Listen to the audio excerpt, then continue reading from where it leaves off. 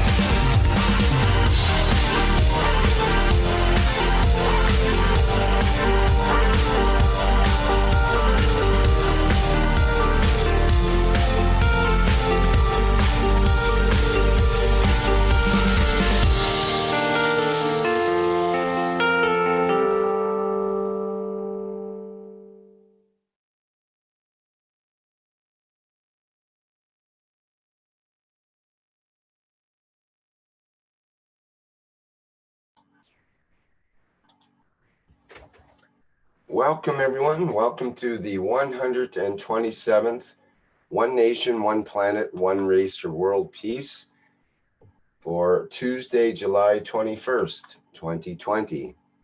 This is a broadcast of the Keshe Foundation, Spaceship Institute Education Department, and part of the Public Teachings in English. My name's Rick Crammond. I'll be a host today, along with Peggy and Dean. And we will hear from the members of the Universal Community who will present today's workshop. And I believe we have the honor of having Mr. Keshe with us today as well. So we'll begin today's workshop.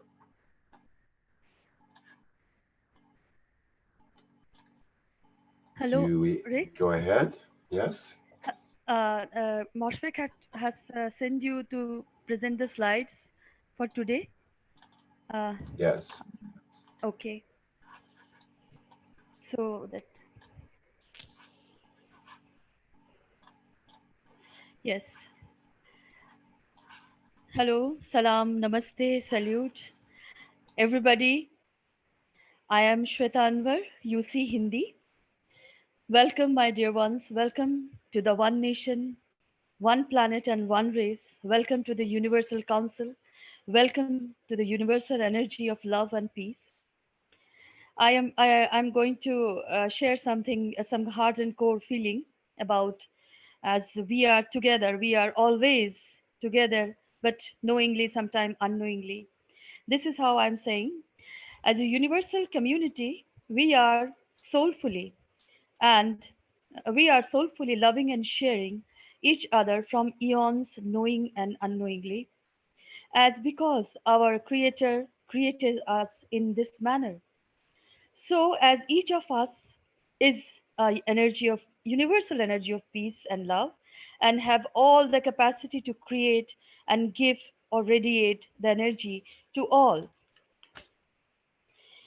So, please join with your energy, joined with your I am present in the universal as a universal council member or a universal council supporter to form a group to radiate more and more energy to all forever, this time in peace, this time in love, with the pillars of the pillar with the five pillars creating the dome.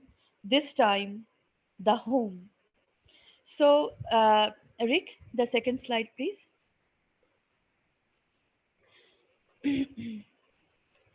Okay. So this is the invitation to join as Universal Council member or Universal Council support member. The first point is read the UC charter and the UC mandate. This is very necessary because all the soul feeling is there and the law of the universe of the creator is there. And every human should follow this. Decide with your soul, decide with your soul in all the love and peace you have. Universal Council member can join the open language position. Universal Council support members can join any chosen language. Where to apply? The form is to apply is at the end of this page. Rick, can you click on the link? There is an application so that everybody can see. Uh, yes, this one. Just a sec, I'll get that up. Okay.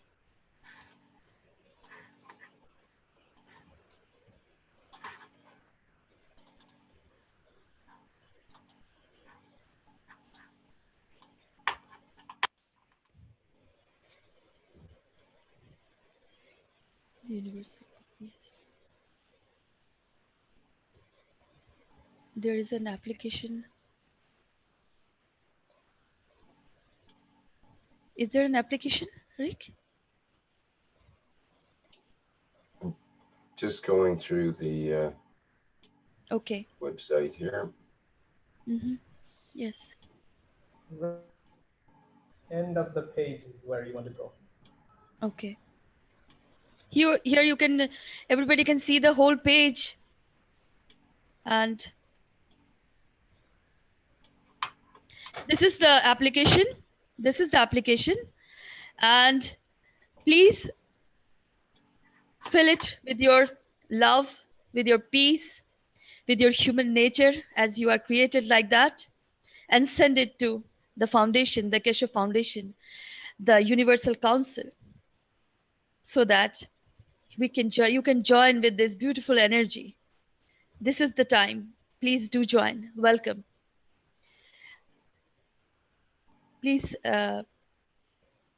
this is the whole application, Rick?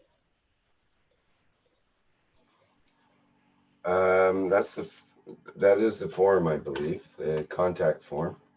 Yes, contact form to contact. So anybody can, who wants to support the Universal Council as a supporter or as a Universal Council, as we are all universal being in the love of the Creator, please do fill with your soul this time.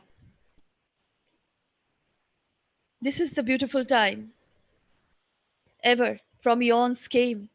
So please do that. Thank you. Rick, now Yes, can we go to the second slide?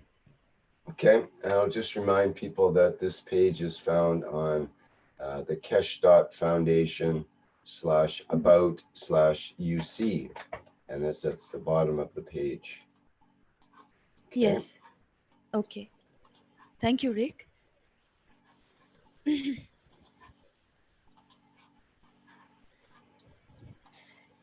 So the next slide. These are slides like the river, the pure river that flows. Please pay attention to all these words. So this is an excerpt from the UC Charter.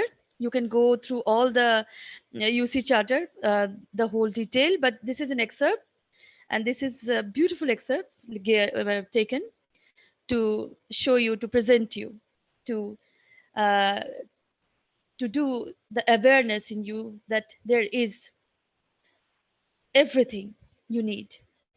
So the Universal Charter is for humanity in a recognition of all collective commitments of all souls on planet Earth and in the universes, and for all to be as equal. As the Universal Council journeys along this path of service, the Council guide to elevate all souls for them to bring peace on this planet and in their process of travel and existence in the universe as a whole.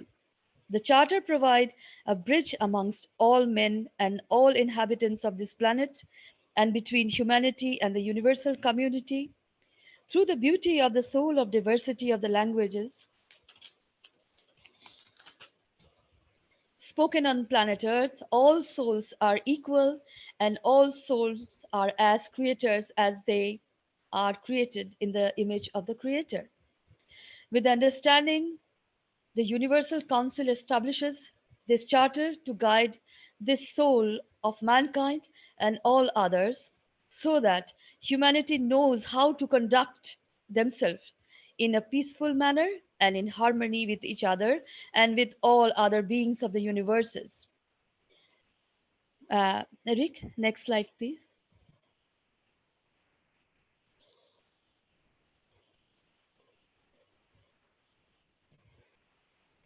You see, understanding. The charter provides. Oh, 1 minute. And the charter provides. Okay. This charter provides a bridge amongst all men and all inhabitants of this planet. This is the excerpt from the UC Charter continued. The charter provides a bridge amongst all men and all inhabitants of this planet and between humanity and the universal community. Through the beauty of the soul of diversity of the languages spoken on planet Earth, all souls are as equal and all are as creators as they are created in the image of the Creator. With this understanding, the Universal Council establishes this charter to guide the soul of mankind and all others so that humanity knows how to conduct themselves in a peaceful manner and in harmony with each other and with all other beings of the universes. Uh, Rick, next slide, please. Next slide. Mandate.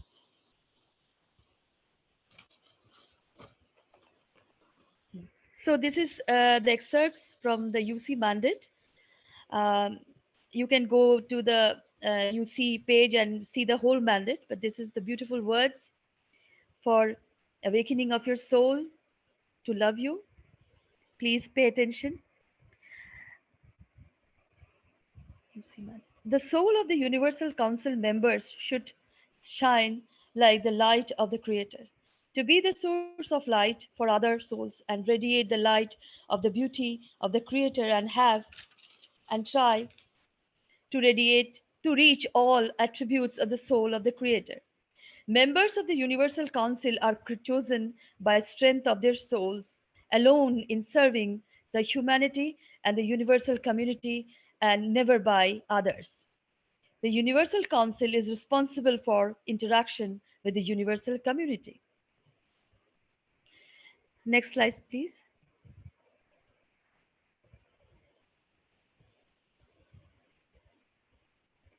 Okay.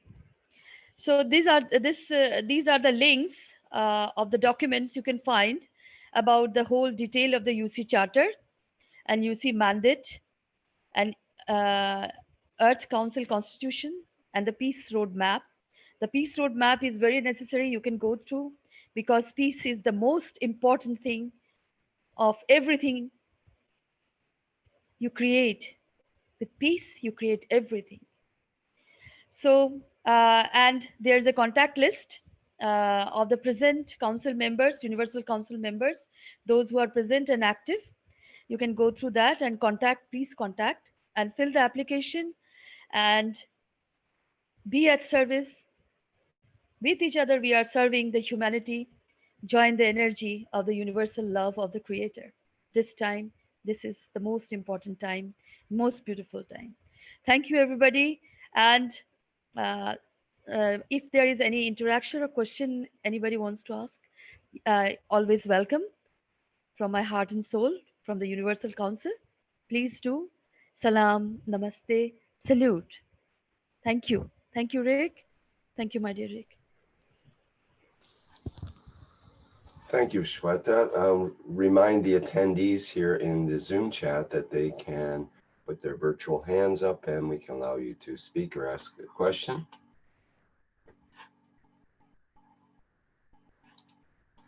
Just checking the other chats here.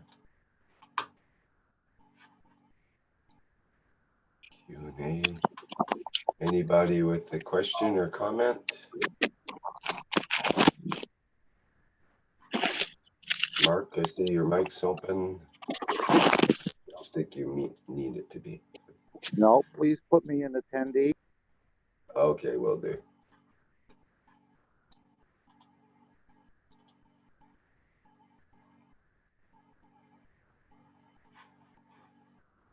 Okay, I think we're good for questions right now. I don't see anything in particular.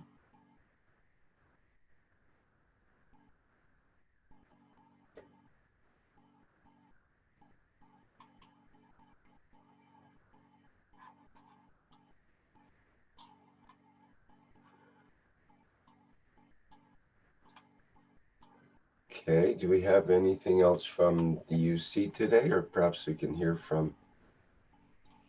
Yeah, Marie has something prepared. I think she has. There is one slide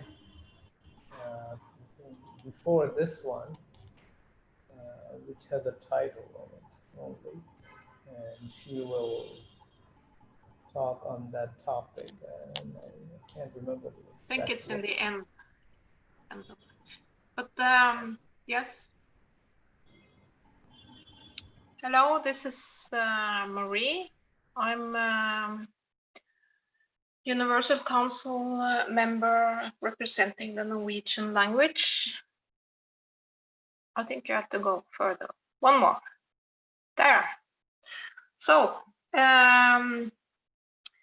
this is a vision of the future of the Earth. I have made this. It's not like a collective Universal Council made, but still I want to present it. So I will read it. You will not see the text, but anyway, can you hear me well? Yes, go ahead. Okay. So, a vision for the future of the Earth.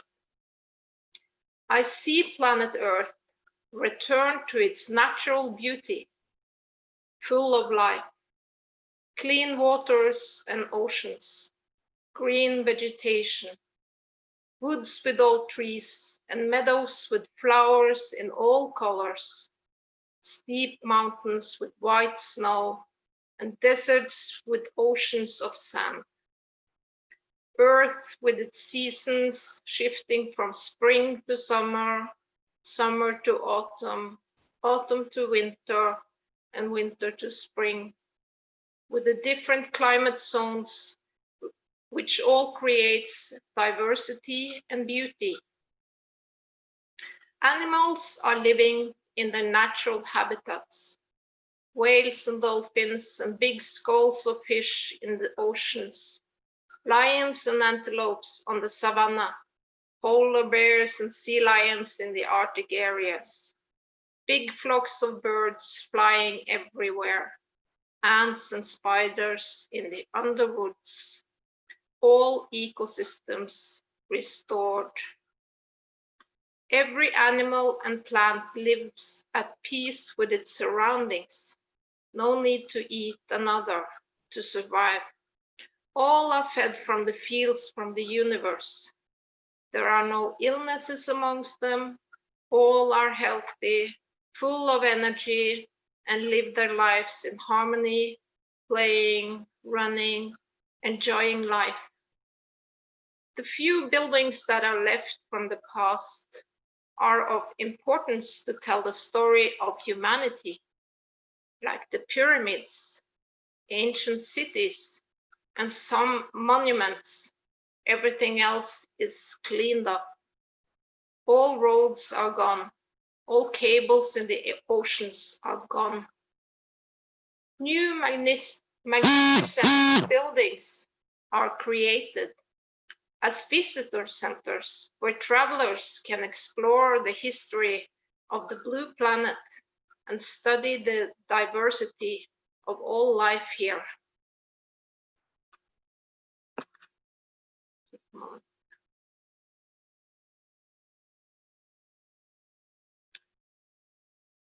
Humans are living in their spaceships, in clusters together, or alone enjoying their lives. All are in balance within and in harmony with each other, peaceful and in joy. There are not many human ships on Earth any longer, since the humans now are traveling the unicos, finding new places to explore and to visit their brothers and sisters in the universal community. All humans carry the knowledge of the universe and are operating through their soul. They speak the language of the universe through the fields, and all humans from Earth are known for their honesty, their unconditional love, and their service to others. The humans are happy, exploring, creating, and teaching. No humans work to live, but live to work, creating beauty, innovations, and life. And the men and women from planet Earth are desired teachers all over the unicos. Humanity has learned to use the fields from the universe for food, for energy, and to create whatever it needs using its soul, and therefore in a state of serving, spreading peace and happiness to others. The child is created from the richest fields of the universe and from the unconditional love from its parents, its ancestors, and its community. The parents are from Earth or from other destinations in the unicos. Mixed families are very common. Every child is safe and birthed without pain and has the full knowledge of the universe at arrival. It will from birth naturally know its soul and how to utilize the fields of the universe. It will be able to choose to manifest itself with its parents or live its life as a free soul in the universe. All are taught from childhood about emotions, about the soul and the world of the Creator. A child is seen as a gift from the Creator and is loved through the looked after by the whole community. Now the Creator has chosen Earth to come to use as his home, this beautiful planet with its richness and diversity on all levels. Now it's time to create heaven on earth. So how do we get there? The air will be cleaned in a simple and natural way with the first system I learned about in Keshe Foundation by creating a magnet for carbon in a box, extracting CO2 from the air and converting it to CO2 in solid nano state, the same way as a leaf do. But not too much, since life on Earth relies on a certain amount of CO2 in the air. The CO2 extracted from the air, now in the solid state, can be used to clean contaminated waters and soils, and even be used as fertilizer for growth of plants. A system for creating matter out of the fields of the universe will make the whole mining industry obsolete. Now, any matter of desire can be created on demand. Copper, gold, water, food. What is your desire? The pollution from the mining industry has to be cleaned up, and the CO2 and other more specific solutions are available. The plastic in the oceans can be removed, since we now have learned that we can create a magnet for any matter like plastic. The plastic, which is made of oil with its amino acids, can be converted to other materials, maybe even food. Even radioactive waste can be neutralized by well-tested solutions, so beings on Earth do not damage its DNA by it. So that is how it was done in Fukushima. Transportation will be free of pollution using the fields in motion. Who will travel by car, train, plane, or donkey if you have your own personal spaceship available at all times? Traveling the Earth and the universe in 0 time. Or we create stations that uses transmutations of the element to travel to destined places in the universe. Housing.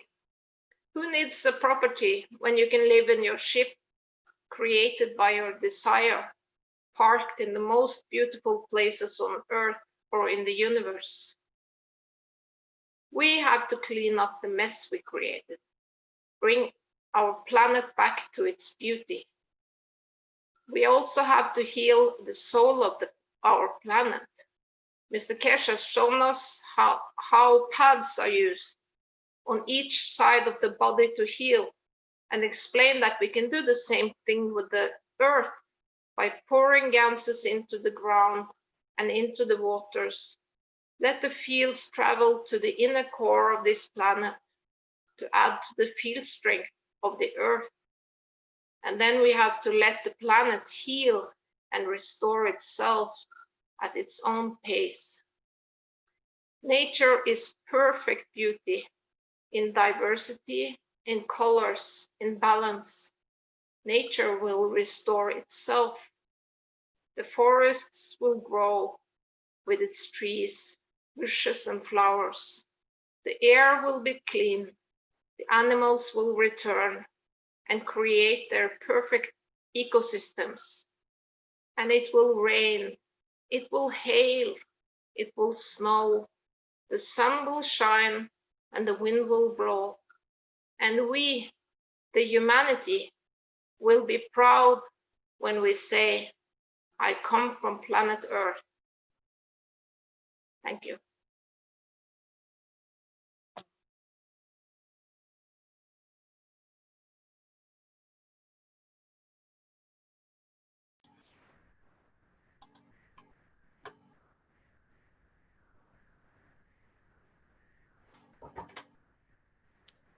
So after reading this kind of vision, I have a question for the audience. Is how do you see the technology solve the problems we face on Earth today? So I want to get the audience engaged in thinking how we can clean up this Earth and how we can expand our lives with the technology that we learned about. Thank you.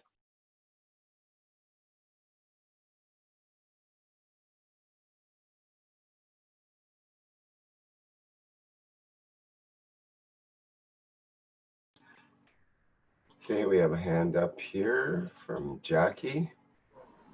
Would you like to go ahead? Thank you, Rick. I think the cleanup of the Earth and the restoring of the beauty of the planet will be a lot of fun and joyful. But first, the souls of man have to be elevated to the place where we live in peace and harmony. So that's the real task in front of us. And that's the real task in front of the Universal Council and community. How we do this step by step is still a big question for me. But I think, first of all, we must see that elevation of the soul. It must begin with my soul first. And then hopefully many millions and billions of others will follow. You hear that, Simon? I am That's ready. excellent. Thank you. You have the microphone on, Mr. Keshe. Yes, what I want to ask and what I want to add is very simple. First of all, the book of the soul, which was promised to be written, has started, which means in the coming time, we all will have a view of the soul of the man. In so many ways, we promised that will be the last book. And in so many ways, the mankind has developed in such a way that what we call the time has come for the soul of the man to become, for man to understand, and for man to analyze and understand the totality of it, where and how it comes, and where will it go, what is the destination of it. And as we have started writing the first chapters of this book, it is, even from the first paragraphs, it seems to be, will come from as many questions you ask. Where and how we consider physicality, and where does the dimension of non-existence will come in. As many of you have struggled with your soul and your finding of your soul and trying to explain it for past year, 2 years. As you noticed last Thursday, we took a radical change and introduced the cup number 3, which is a cup of soul. And with this will come much more explanation and understanding, and much more in-depth look into one soul.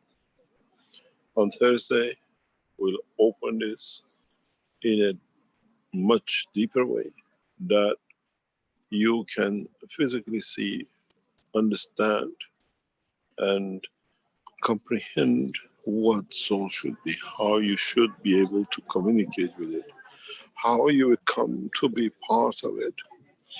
And in so many ways, does the soul of the man in totality is a part of the soul of the creation. And at the same time, it creates, it participates in creation of the others, and it participates in understanding of the totality of everything which mankind has been looking for. And from this Thursday, as we talk about the soul, as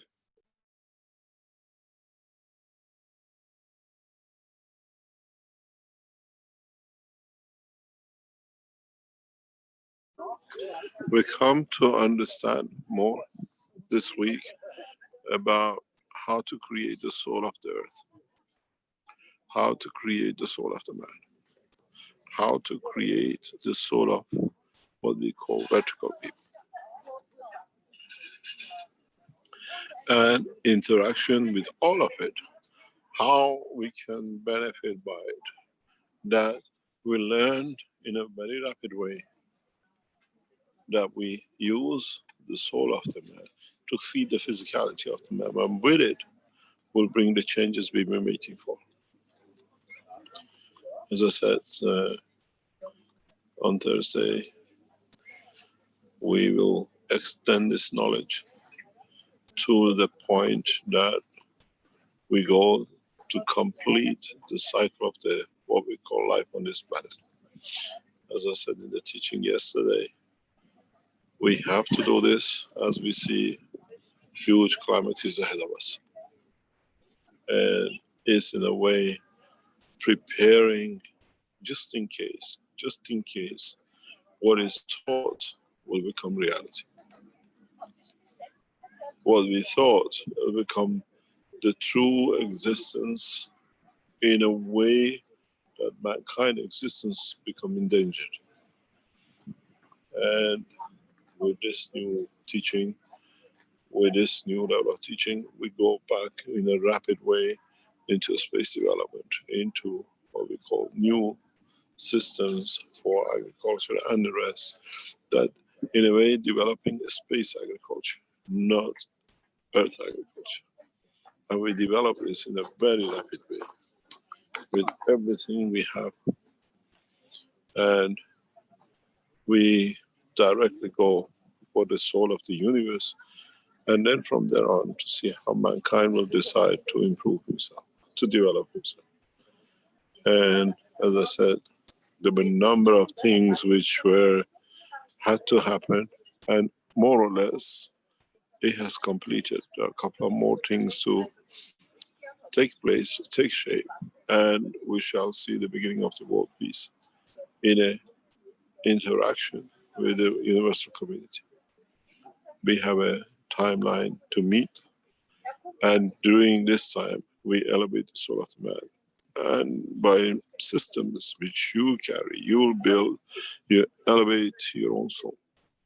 You will see the effect of your own soul. Those of the knowledge seekers who have gone to extent of doing the cup of soul, they tell us they see nothing. It's an empty cup. You're used to see cancers, but those who have developed a cup of soul, they report empty cups. Exactly how it is. The soul of the man has no physicality. Why were you expecting to see physicality in it? You should have got the message last Thursday when I thought, and now we see it. When the Iranian knowledge seekers made the first cup of soul, they were crying, Mr. Keshe, you told us to be, but we couldn't see it. Everything is producing except the cup of soul. And I said, you are looking for physicality. Soul has no physicality. Then it comes to the trust. It comes to understanding. It comes to the point where mankind becomes wise to his wisdom of life. And as I said, many of these will be explained in the book of the soul, which has already started to be written. The souls which were needed to complete it have started working and is writing it. And in a very short time, in a few months' time, you will see what you've been waiting for.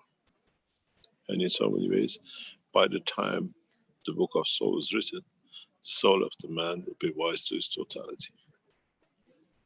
And in a very short time, very, very short time, mankind will mature to have a choice to travel in a physical dimension or to the dimension of the energy fields of the universe, or what we call the soul.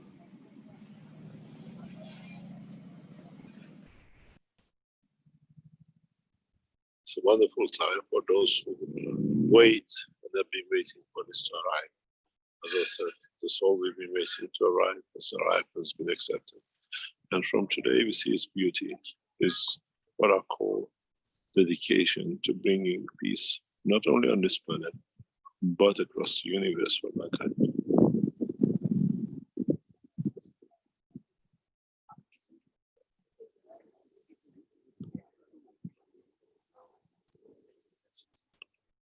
Thank you very much.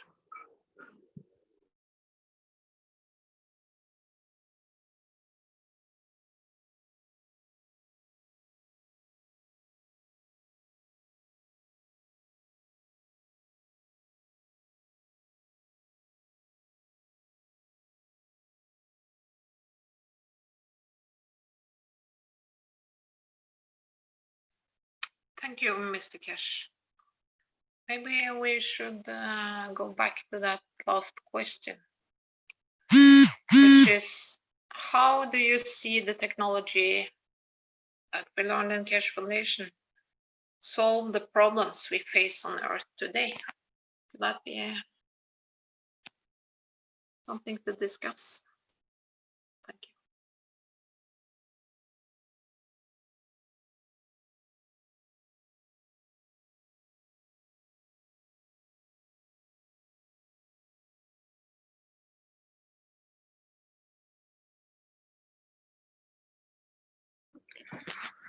Hello, hi, it's Dean here from the UK. From my feelings and from the time that I've been with the Keshe Foundation and the beautiful knowledge that I've received, both in my physical body and in my spirituality, my soul, as I would feel, I think the technology is there, and many people understand it enough now to actually for it to liberate and enhance all aspects of humanity in every single form, as Mr. Keshe said, with travel, space travel, agriculture, everything. And now it's going to be taken into space. It's going to be the most wonderful time for humanity. We know we have many things on this planet that need correcting, need the influence of more beautiful situations that you know the knowledge and this technology brings, and I do believe that now is the time for humanity to evolve and to be part of the universal community, and I'm pretty sure that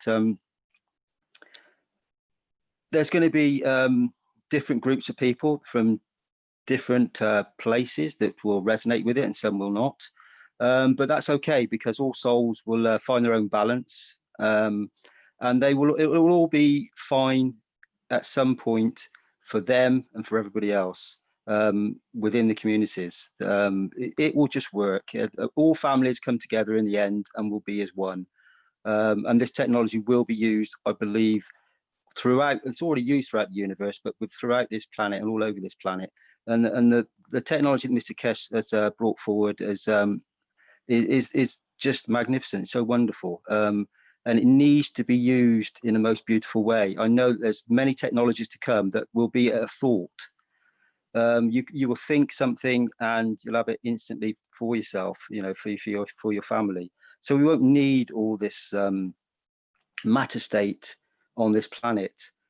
Things are about to change considerably, and some people will take to this like a duck to water, and some will take a little bit longer. But the technology is there, and it's been developed. It's been waiting in the wings for a very long time, and I thank you, Mr. Keshe, and all the Keshe supporters and everybody involved, because I know this is the most precious, beautiful time on this planet, and it's going to be a very wonderful time. I'm sure there will be things to come that, as Mr. Keshe just said, that maybe not quite what we want. Humanity's got to go through some more growing pains, but many of us will. You just need to go a certain distance up off this planet, and they don't exist. So what I would say to the people that want to live here and want to be part of it, it's time now for all of us to become one, to actually understand our true beauty. And I, as I've said, I do believe this is the time. Thank you very much, all of you. Thank you.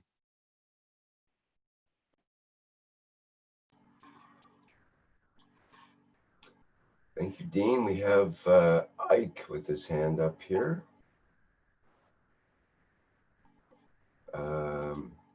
If you would like to go ahead, Ike. Yeah, good morning, everybody. Yep, to use the technology, I'm thinking about, this is my thought process. I'm thinking about the cell phones, because almost everyone has cell phones in the world, whereby we can use that to solve our solutions, personal solutions, that we're not beholden to big companies. Elements of cell phones, elements of communication that can get to people directly. So if we can use the GANs revolution or GANs technology to develop what we have right now, or augment what we have right now, so people can take hold of their lives individually. See, that is my thought on how we can use technology to improve our existence.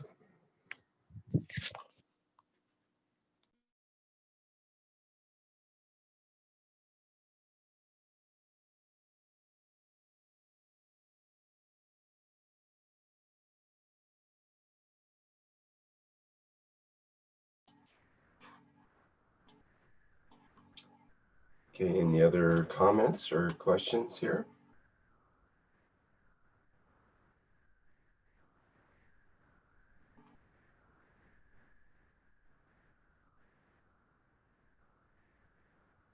There was a comment in the YouTube from Barbara who says, may we please have a copy of A Vision of the Future of the Earth? It is very beautiful. Thank you. And of course, but I can, I have to make it pretty, and I can put it on the Universal Council platform in Facebook. That's the easiest. So you can find it there in a short time. Perfect, thank you.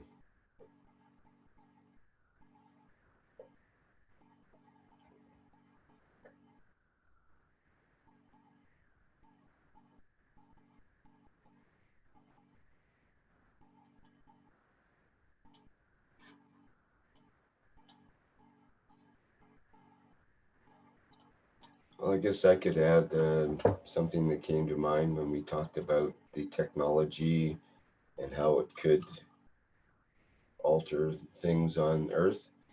And it seems like we're quite near, if not at the point, where we're ready to receive the reactor power reactor technology, which is at the actual core of the space technology and all of the other technologies in their ultimate form. That's the core of the spaceship itself, the spaceship technology. And so that core reactor that will provide energy for the energy needs for people would be a critical item. And it's something that, of course, we have to have agreement for world peace in order to implement that kind of technology. Mr. Keshe has mentioned before that it's like a Pandora's box, and once you open up that core reactor technology, then the other things all unfold from that automatically, very, very rapidly. So part of the transformation that we're going through on this planet, I believe, is that we are getting an upgrade in our personal energy. So we see that in the vehicles that are coming along, they've been getting more and more powerful every year and so on. But the reactor is a whole different ball game, as they say, a whole different dimension of power, and it will require responsibility that goes along with that power and certain controls and whatnot to guarantee that nobody gets hurt, and we all agree that we can get along and allow this this wonderful technology to alleviate so many of the problems that we have as humans. And most of our problems are created from things that we've created ourselves, that we've gotten ourselves into trouble with our oil-based industries, which are now affecting everyone in terms of the air pollution and water pollution and food pollution and other aspects that are all interacting with our oil-based cultures. And it's time now to clean that up, as was described in that document. So I'm looking forward to a time on the planet where we can get away from the burning of fuels. That was the main reason I came to the Keshe Foundation years ago when I saw the first video from Mr. Keshe of the 5-video series that he first put out from the Keshe Foundation many years ago. And it's the fireside chat format where there's an actual fire going in the background, And Mr. Keshe says it's time for mankind to stop the burning. And it's time to move to a new kind of energy, a new way of being that doesn't require us to burn fuels and make smoke and heat and all of that to an inefficient process, moving to a new way of doing things. And this will aid in the peace, and the peace will aid in the bringing forth of this technology. So one goes hand into the other, I think, and I think it's time for this to be brought forward.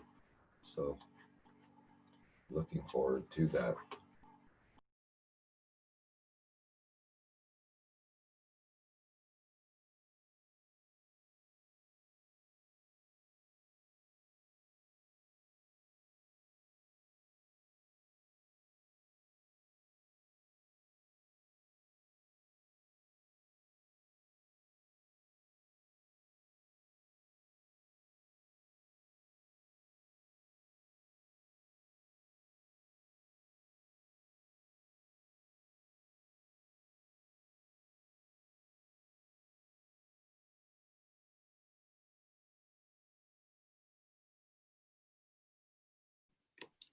Hello, everyone. It's Doug here.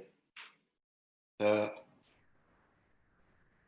see intention as the key, and joined with the unlimited power of our soul. And as I walk around in today's world, I see power lines. I see in my part of the world trees that have been turned into posts in the ground. And I see many things, roads. I was just near today, actually, with my grandson, near some roadworks, and just the odour of the freshly laid asphalt, to me, makes me sick, because I've worked with that for years. My grandson was fascinated by all the machinery and so on.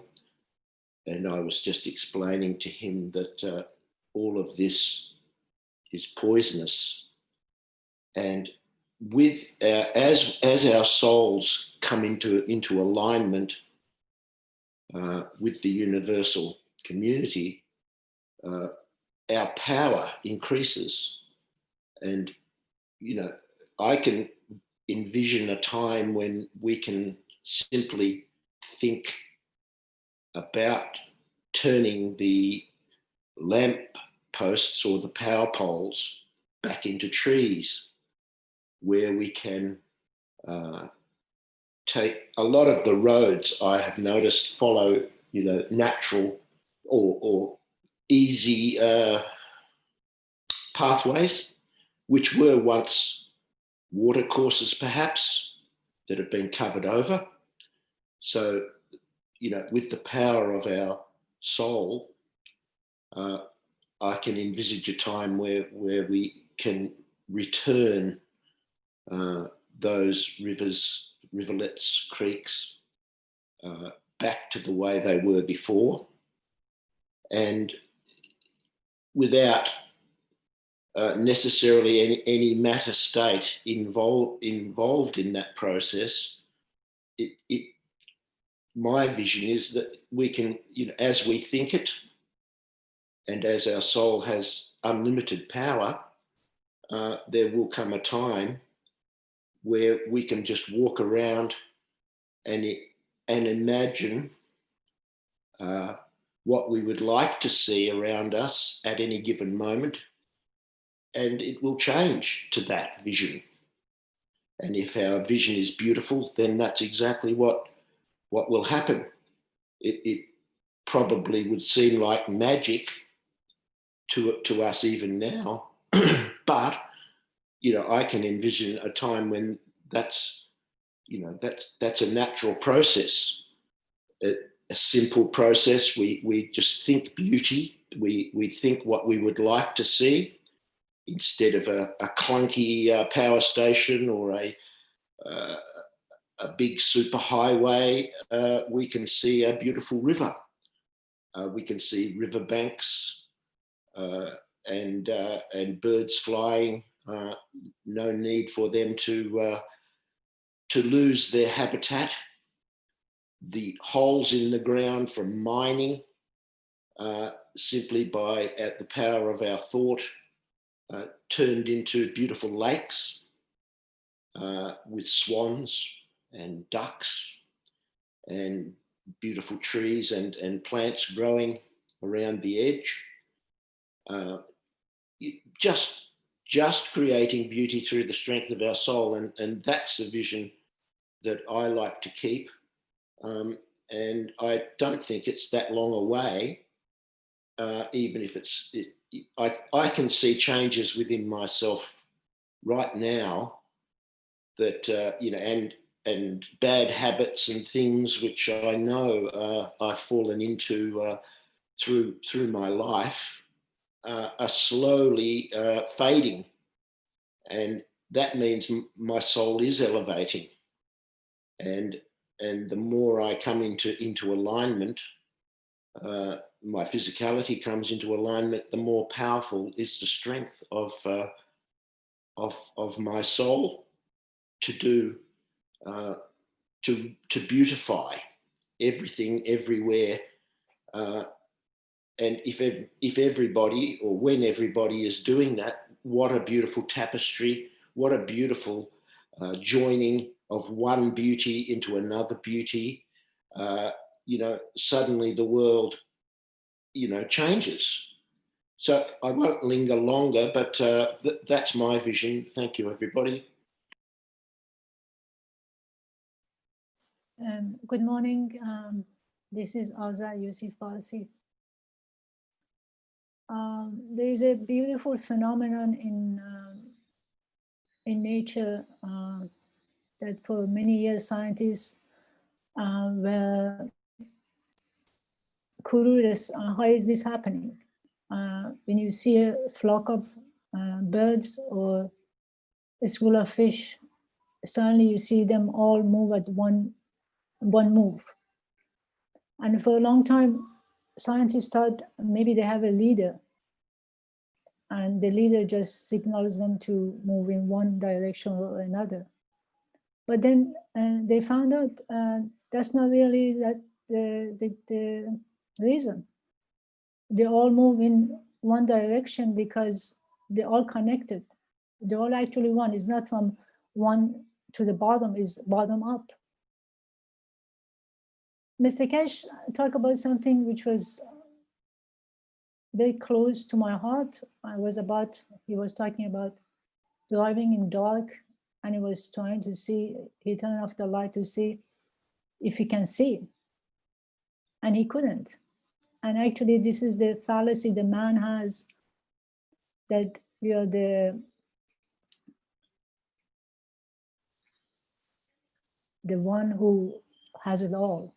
We are the one who in control. But actually, if darkness comes on this planet, the only people really survive are the people who are deep in the jungle of Amazon, because they live in darkness for so many years. They hunt in darkness, they live in darkness, and they see in darkness. So humanity, the way it goes, it has to start to know who he or she is, to connect with the soul. Because when we get to the soul, we know we are one. For thousands of years, the mystic, the Sufis, the gurus still do, there are some gurus that still do, that they tell you your physical body plays the memory that you carry for centuries within you from your ancestor. And then your mind, your thought plays the same thing. So they believe if you get rid of the memory, you actually can create your own reality the way you want it. You can be in control. In a new science, the metaphysics, they come in and they say, your body is has the emotion, your mind, your brain has the thought, you control your thought, then you bring the emotion and you create your reality. And Mr. Keshe comes and says it very basically, very simply, access your soul and you're there. So for us right now is the question is, how willing are we to take control? And as he put it, as Mr. Keshe put it, how are we going to govern ourselves? Right now, UC members are here to be transitioned between this stage and get into universal community. But the question for all of us is, we have to govern ourselves right now as a person, not only as a, we don't have to wait for even UC member to govern us or run the show, but we can do that, but then each person is responsible. I remember when Katrina happened in USA, it was very funny to me how it was, we lost so many lives because people don't know how to govern. We have become so a slave, so buried in these laws and regulation of how everything is supposed to be, that we lost that we can do it. And the story was like this: the whole Katrina happened, and there was flood everywhere, and there was a huge place with about 100 buses there. And then people who went to get these buses, they went around the buses, go to people's home and get them out of the houses so they don't get drowned. But they spent hours and hours waiting for the authorities to sign the paper so they can get the buses out of the place and go save the people. It got to a point that they couldn't get the signature. The water was almost taking them away, so they had to leave. So the buses washed out, they had to leave, and so many people lost. But the fact is, I mean, you were standing there, the buses are available. Why do we need a signature of the authorities? You just get into the buses, you drive, and because you're saving some lives. Are we going to do the same thing? Are we going to wait for some authorities to give us a signature or tell us what to do to go to the next step and next step? Or are we waiting? Are we going to start governing ourselves, even our own life right now? Are we the governor of that? That's the question. We have to think about it. And when the situation happens, what is going to be my action? What is the next step? Accessing the soul can be as easy as lighting a match. The question is, are you on your own way? Because sometimes we look at it in a physicality that we are so used to it that we don't see it. But it can be very easy, but we lose it because we looking so hard to see some physicality aspect of it, but it's right in front of us and we lose it. Thank you.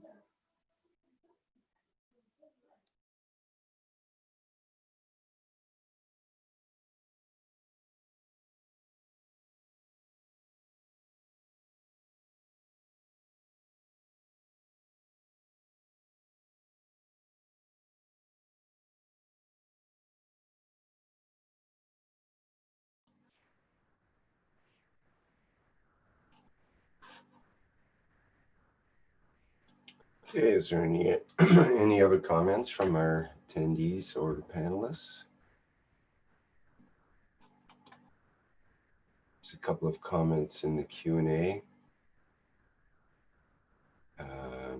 Antonio says, if we cultivate 3 virtues, honesty of mind, sincerity of spirit, and detachment, then this will bring us closer to reflecting our souls. Antonio.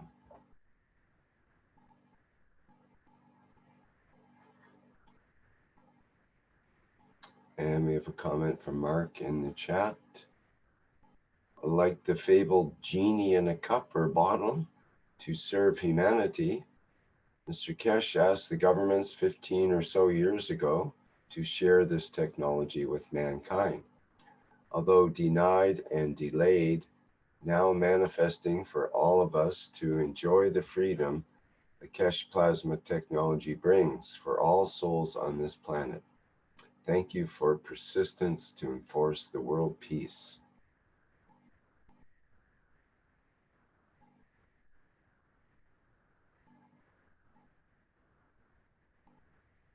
And Antonio had put in the Q&A previously. The prayer for the new age is a prayer given to us as a powerful tool in the recognition by us that man and God are one, that there is no separation.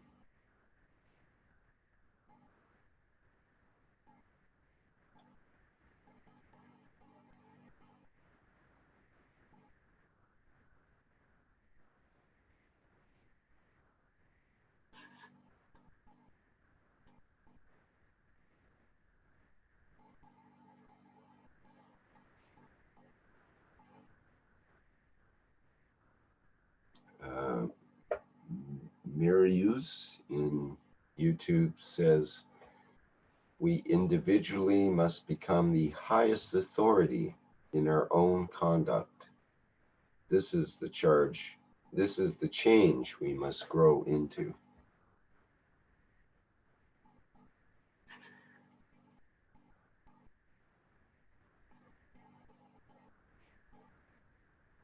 Maria in the YouTube says, Mr. Keshe gave me hope to believe that one day we can live in an avatar world with this technology.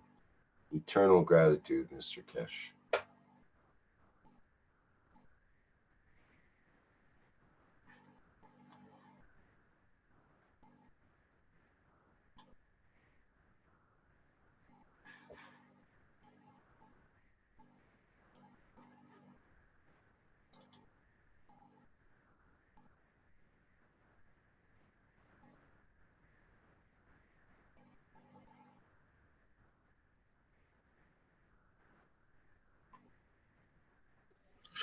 What is important, I think, for many of knowledge seekers is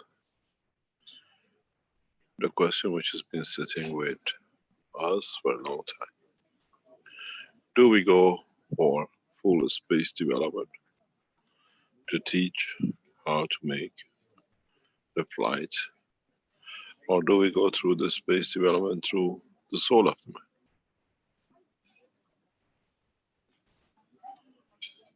To understand which options do we choose, or do we create a condition that we travel as a host of souls?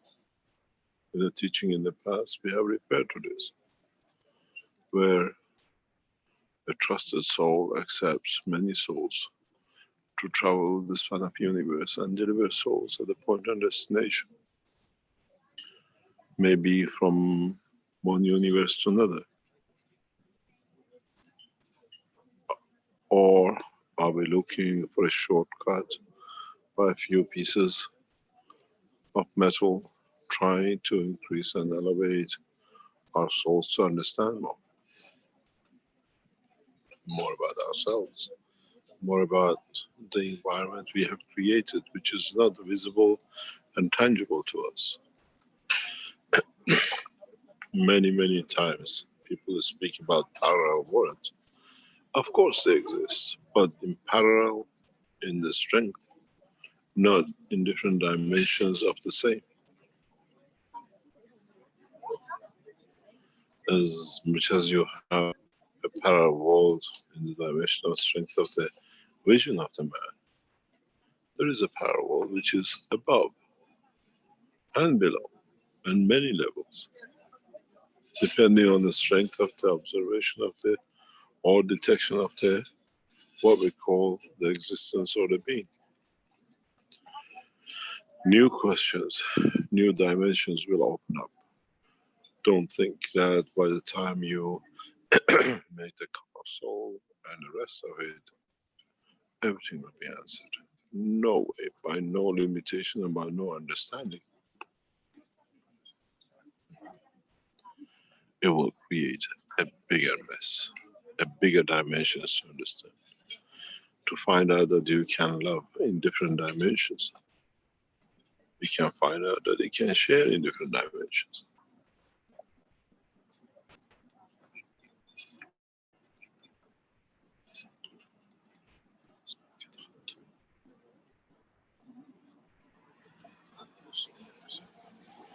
But to what extent are we going to understand? To what opportunities this new technology from Thursday bring us? As I said last week, I gave you something to play. Now, you could never envisage that you could create the soul of the planet. If mankind goes deep enough, it can create the soul of a stone.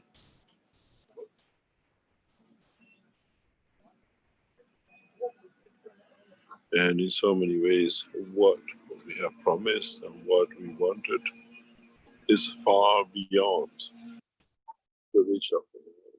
Now has become physically possible for the man.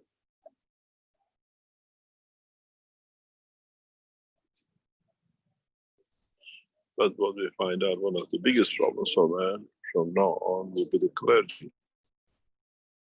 We see it coming up, and we see the clergy will have a problem with a new understanding, with a new structure, because now mankind has become wiser than those who told us they see and they know.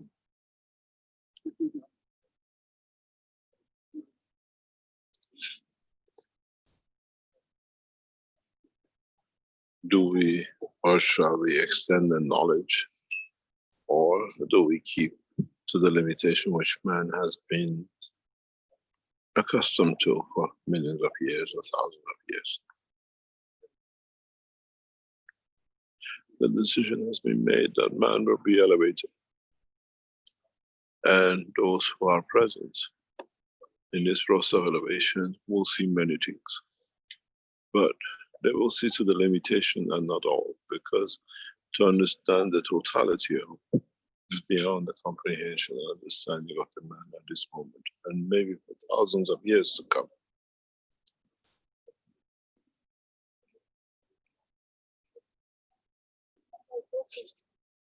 Maybe mankind will become a kind of a man that will be very kind to his own kind. But would mankind become the kind of being that does not understand his own creation for a long time?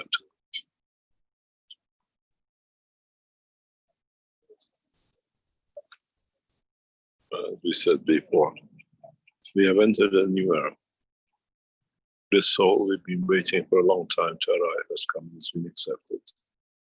And the pen of the souls have started.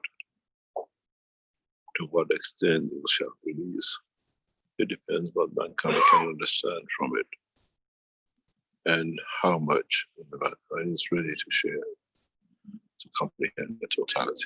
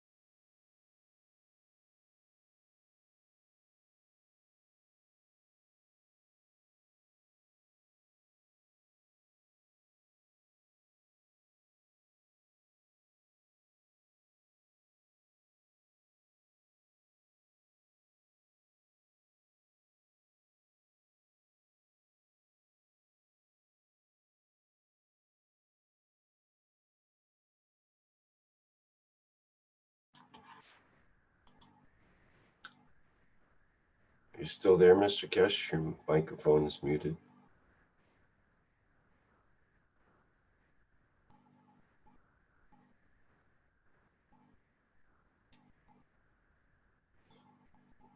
Perhaps he has to mute for a minute there.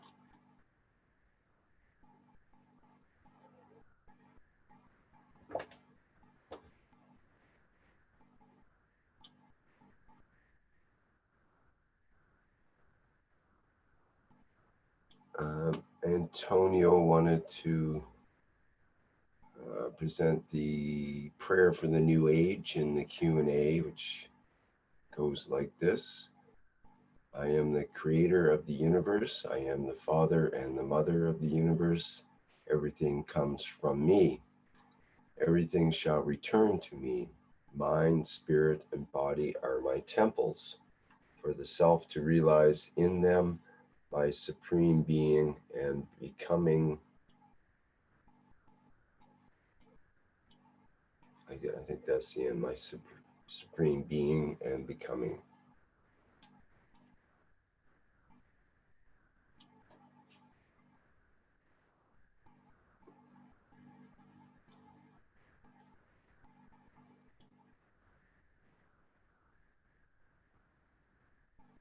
A question from Dan in the Q&A. When a person changes their position, attitude, priorities, who positions themselves? That person or those in that person's forecare? I don't know what you mean by forecare.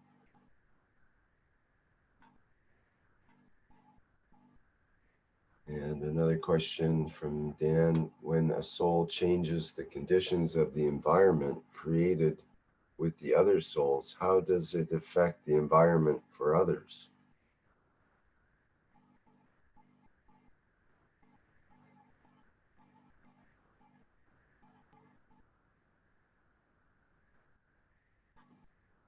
I remember a broadcast where you, Rick, had a lot of magnets on a table and you moved the magnets around. So if one moves, the other one have to make space for that. Remember? It was a Thursday teaching. Yeah, it's like an automatic process when one magnet or one person repositions themselves, the others automatically reposition immediately, actually. Yes, and the conditions will be totally on your intention, dear Dan. What is your intention will be focused everywhere, and the condition with all will be the same. So intention is very necessary in peace. So in this dynamic position, you change yourself and the conditions also change. Then depends on the intention you want to be in the level. So the intention is very much necessary in any position you attain, and it will affect the condition also. So this is what I know, what I have been through. And that could definitely affect the environment for others as well, which is the other part of his question there. Yes, of course. This is how it happened. When one soul keeps the dynamic position in truthfulness and wisdom, others around him somehow changes. And when the soul doesn't work like that, it completely get out from the physicality works like in a dense matter, then the conditions change in the other way, as we see now. So it always depends upon the intention, and the intention is always we know what it is, as the creator has given us all that we need. So this is how you can position yourself anywhere, create a condition of love and peace anywhere. Thank you, Dan.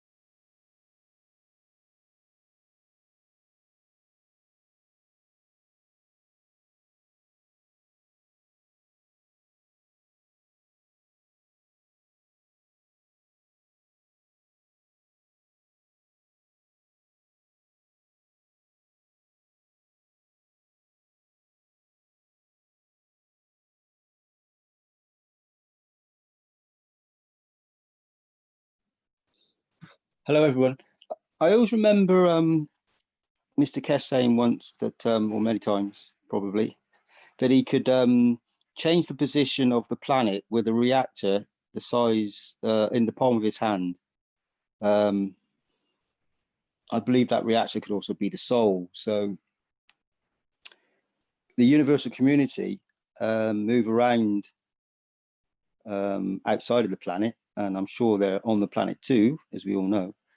And so how do they reposition themselves through the galaxies and the universes when they come across certain matter states or certain conditions where they need to reposition star systems or something? Or do they ever need to do this? So this planet could be positioned and a soul can be positioned. And as you just pointed out about the magnets, it only takes one to reposition for the whole system to change. So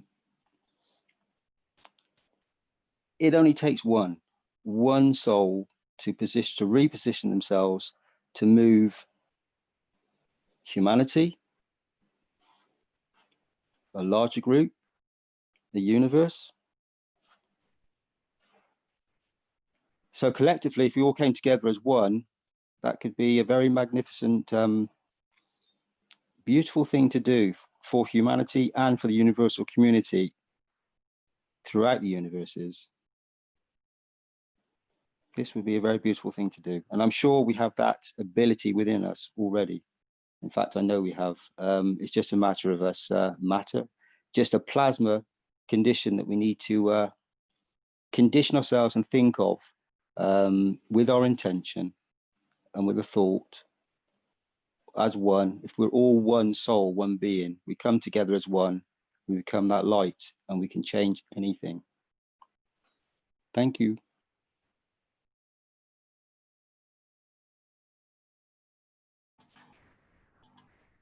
Thank you, Dean. We have, let's see, I think, Antonio, you have a letter that you have created that you'd like to read. I had you allowed to talk there. Would you like to go ahead and do that? Yes, can you hear me? Yes, clearly. So I wrote this at 3 o'clock in the morning and sent that off, and Ella asked me to read it out. So here I am. It's called How Can We Sleep When the World is Suffering? And how can we sleep in a pandemic when starvation has become a bigger problem in the third world? How can we sleep when people starve to death in a world of plenty? How can we sleep when our governments decide to spend billions on weapons while the world is starving during a pandemic? How can we sleep when making money is more important than people's lives? How can we sleep when the eradication and prevention of COVID-19 has been released by the Keshe Foundation, and yet we wait for a vaccine so the wealthy can make more money? How can we sleep? How can we sleep when the worship of money is more important than our fellow man? How can we sleep when sharing the world's resources is not our main focus today? How can we sleep? Shame on us if we cannot help our brothers and sisters in a time of need. How can we sleep when each nation thinks only of themselves in this time of need?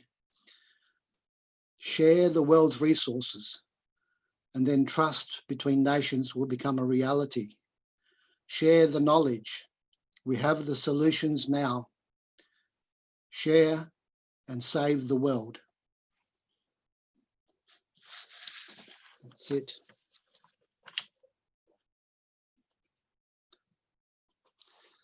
Sharing is divine.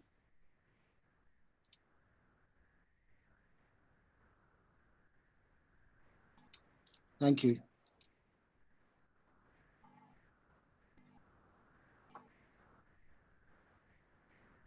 Thank you, Antonio.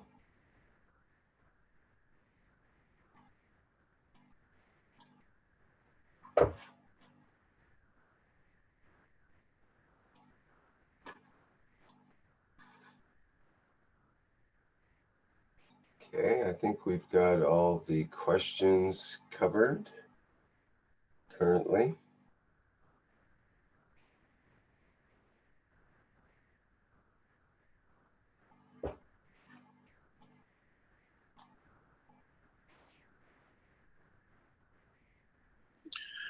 If we go back to part of what it was just read, last night in the Iranian section of the Keshe Foundation teaching, we answered this dilemma, where in Iran, Keshe Foundation now has received 100% approval and correction of the Keshe Foundation technology by the medical, by the hospitals, by the appointed universities, but they're still holding back to release. And this is all because of what we call the ministers in the government who want to cash in, and they have asked to share the Keshe Foundation technology with them. Otherwise, they won't sign up approval papers. The greed of the man every day costing thousands.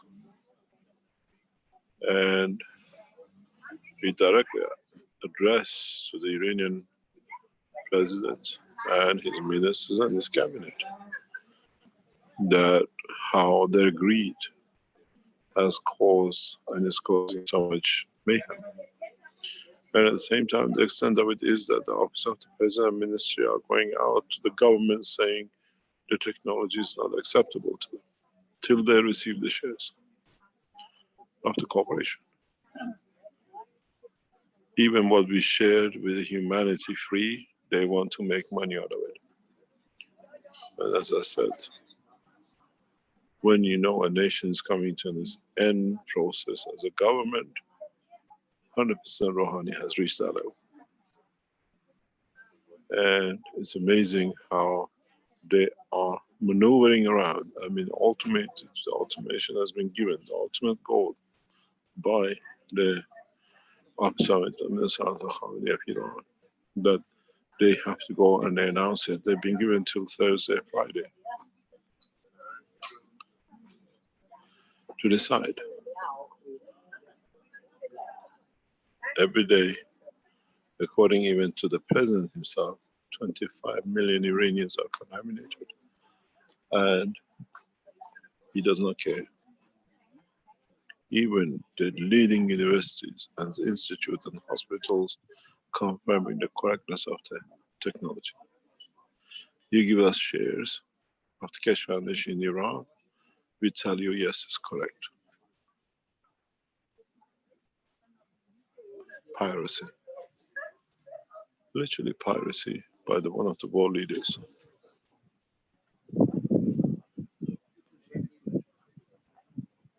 For what we said, cry of a wolf when he goes out with 25 million. As one of our advisors in the government tells us, he's trying to say there's another maybe 35 million. Now we have found the solution when the Keshe Foundation gives the technology to us.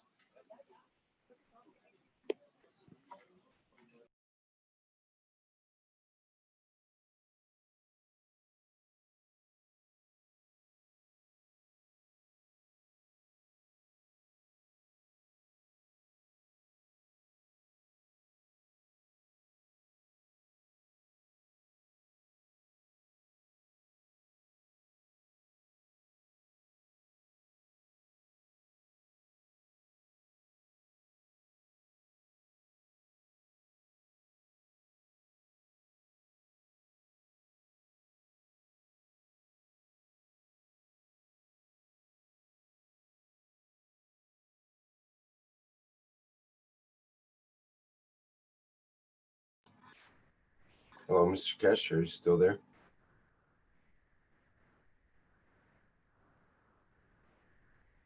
I think we have temporarily lost Mr. Keshe, maybe.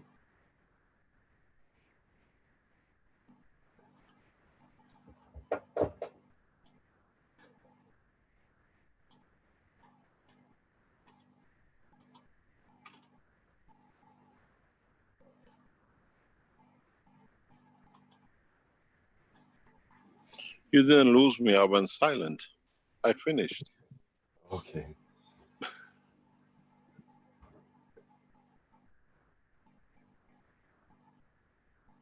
All right. Do we have any questions for Mr. Keshe while we have him on the line then?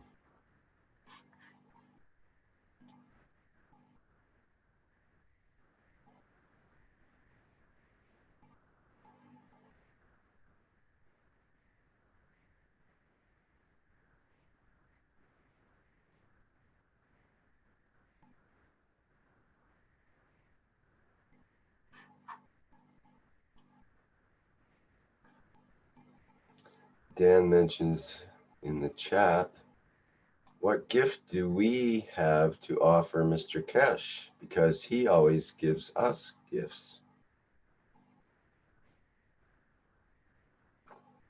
That's a good question.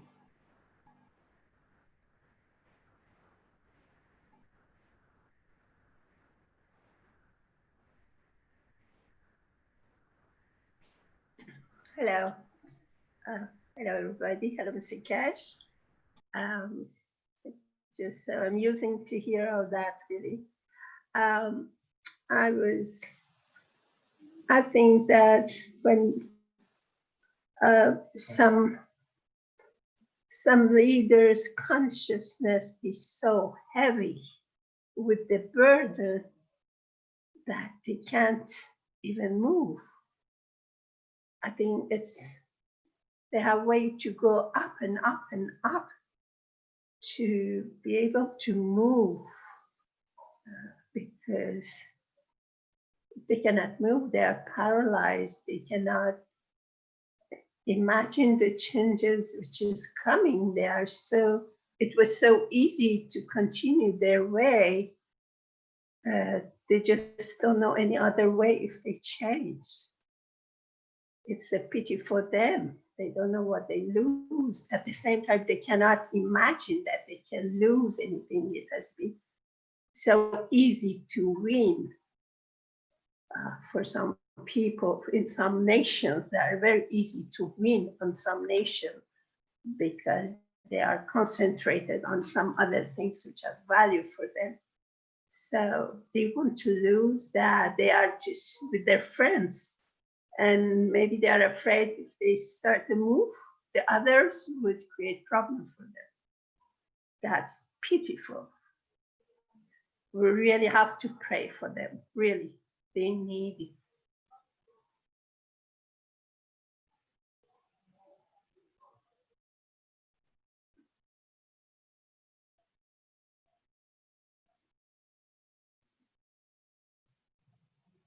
Maybe it's us who has raised more in courage to express our consciousness.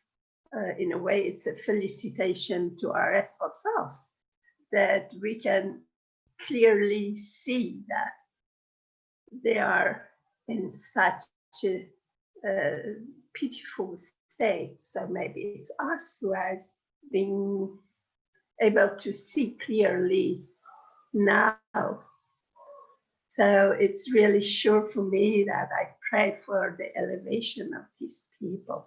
They really have gone so far down on the consciousness.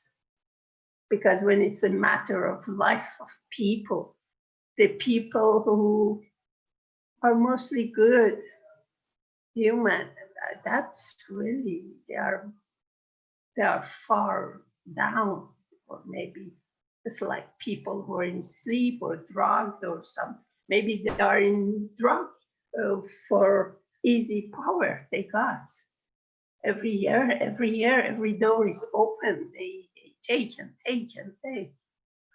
So that's, we pray for them. I really pray for them.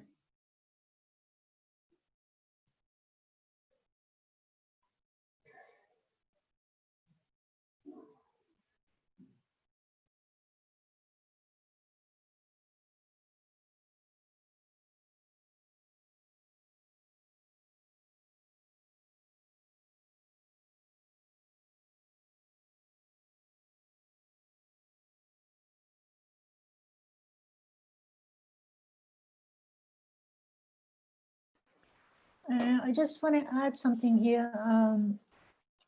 In Iran right now, some hospitals, more hospitals, the head of the hospitals accepted the Keshe Foundation people to come in and help with the patients.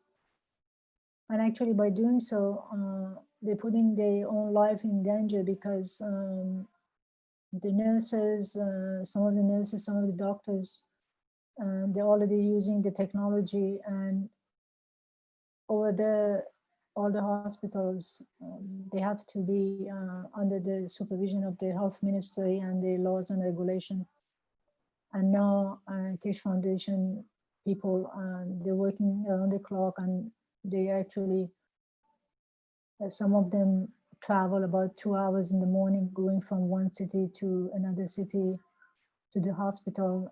I start from 9 in the morning until 12 midnight because they're short-handed, and then help with the patients in those hospitals.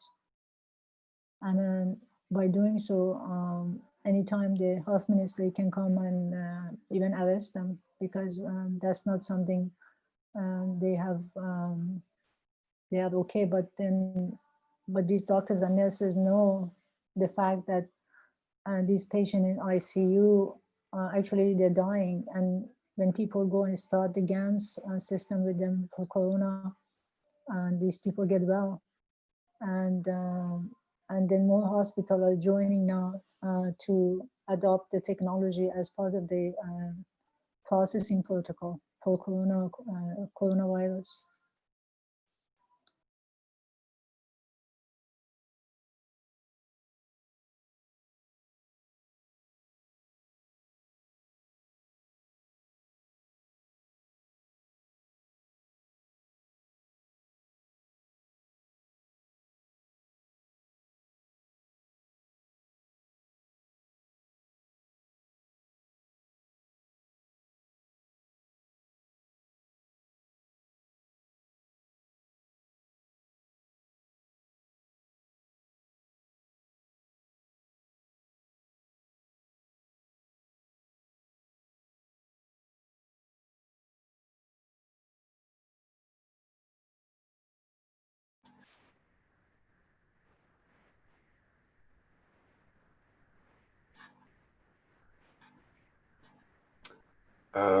Let's see, Ike, you did have your hand up earlier.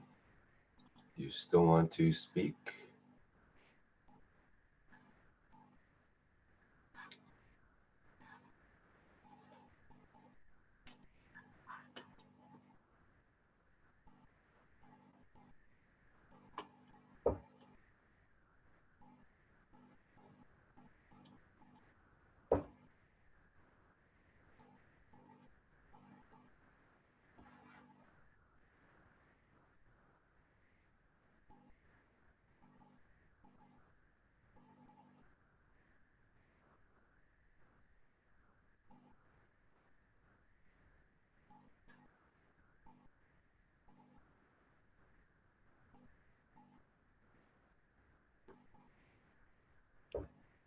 While there's some silence, it's Doug again.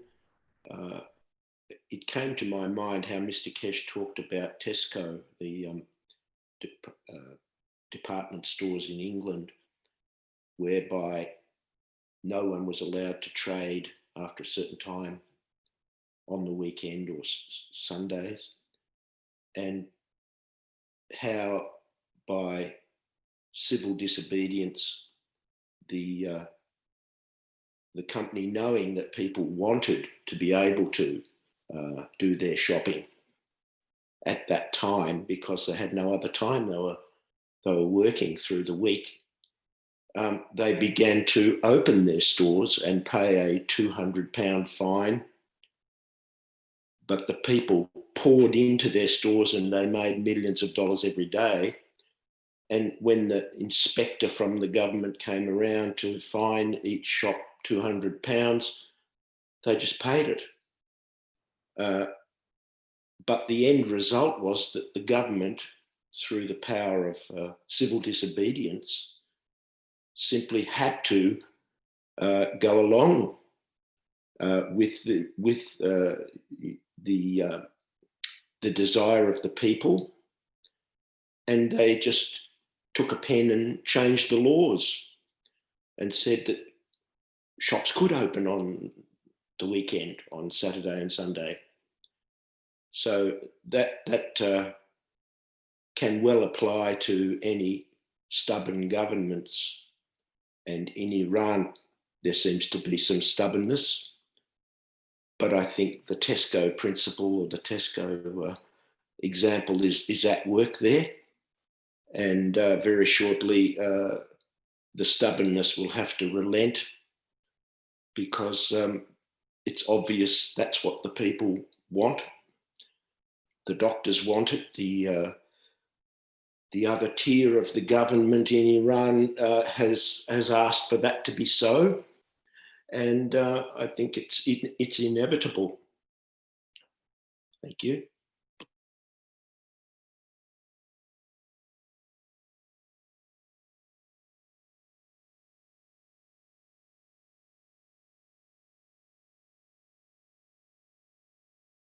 I think what you call a civil disobedience, as I went through, as most of us who lived in England in late 90s saw this going and happening, is that we come to a very crucial point.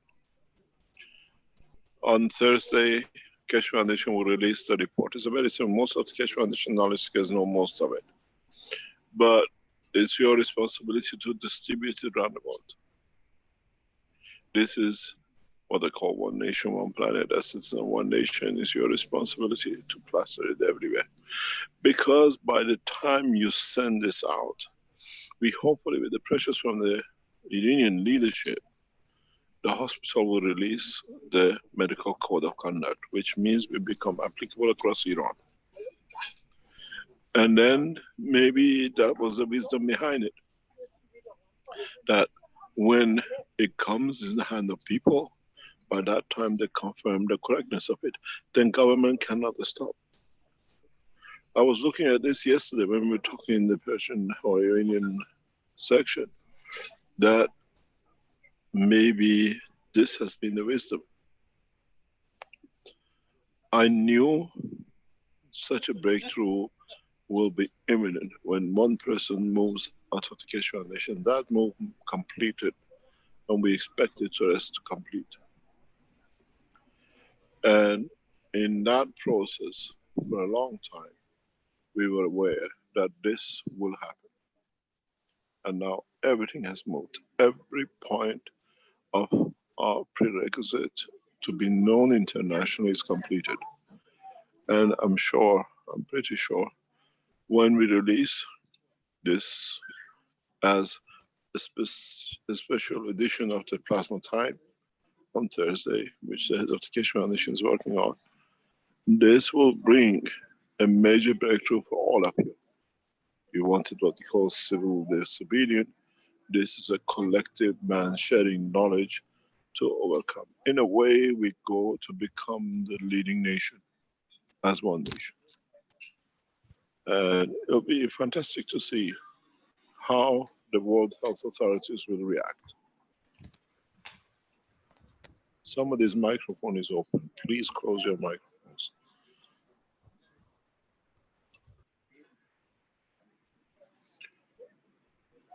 And would this lead us to a new understanding? Would this lead us to a new dimension? Would this lead us to start taking control of our own destiny? And plus the teaching on Thursday, we open a new dimension, a totally new dimension in teaching.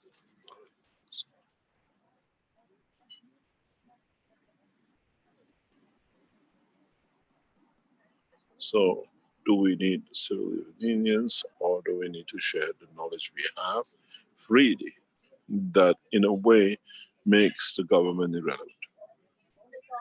And we are reaching that point. We are fast reaching that point.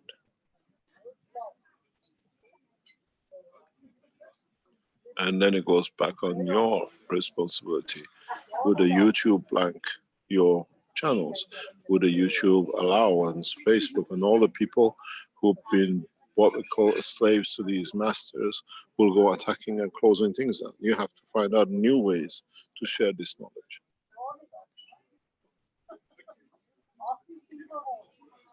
There's a possibility if we release it on the Keshe Foundation website, they'll bring everything down as they've done. Nobody can speak about Corona.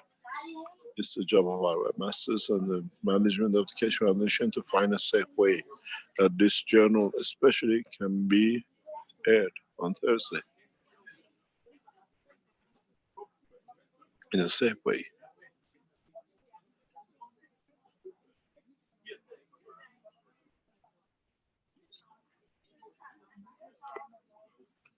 Anyway, this is a thought, and it's for you to understand how it can be done.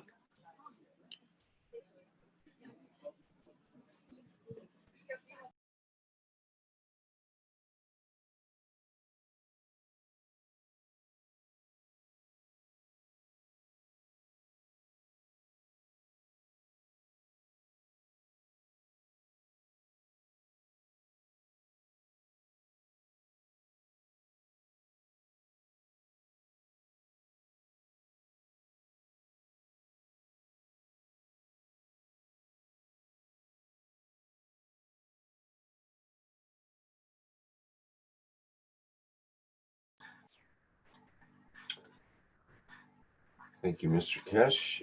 Marius mentions in the YouTube chat, this is how the old structure of governments will begin to collapse. The people will take charge.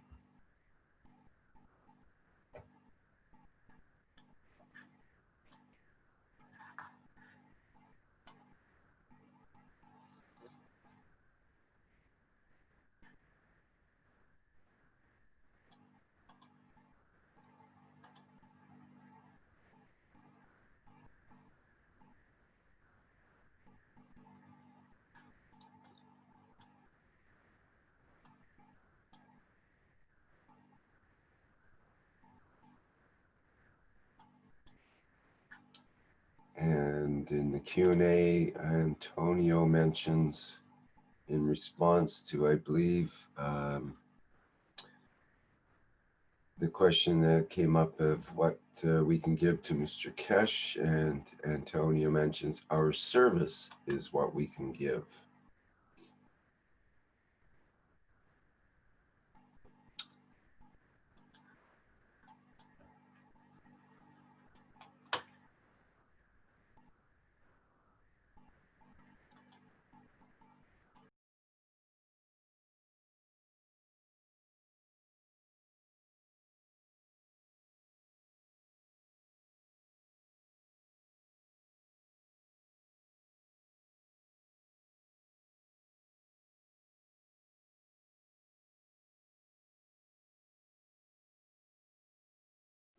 I think Mr. Keshe would say, elevate your soul. That would be a gift for me.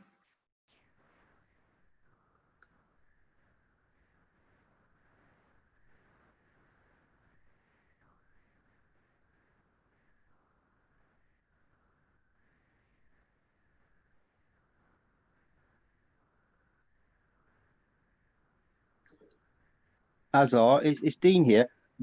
Azar, what do you believe would happen if when every soul, every man, woman and child, animal, vertical people, plant, every soul is elevated? What do you believe may happen on this planet? When everyone is elevated, what's gonna happen? Yeah, what do you think will happen to the beings and everything on this planet? Do you believe? Do you understand what the possibilities will be? We're gonna be like a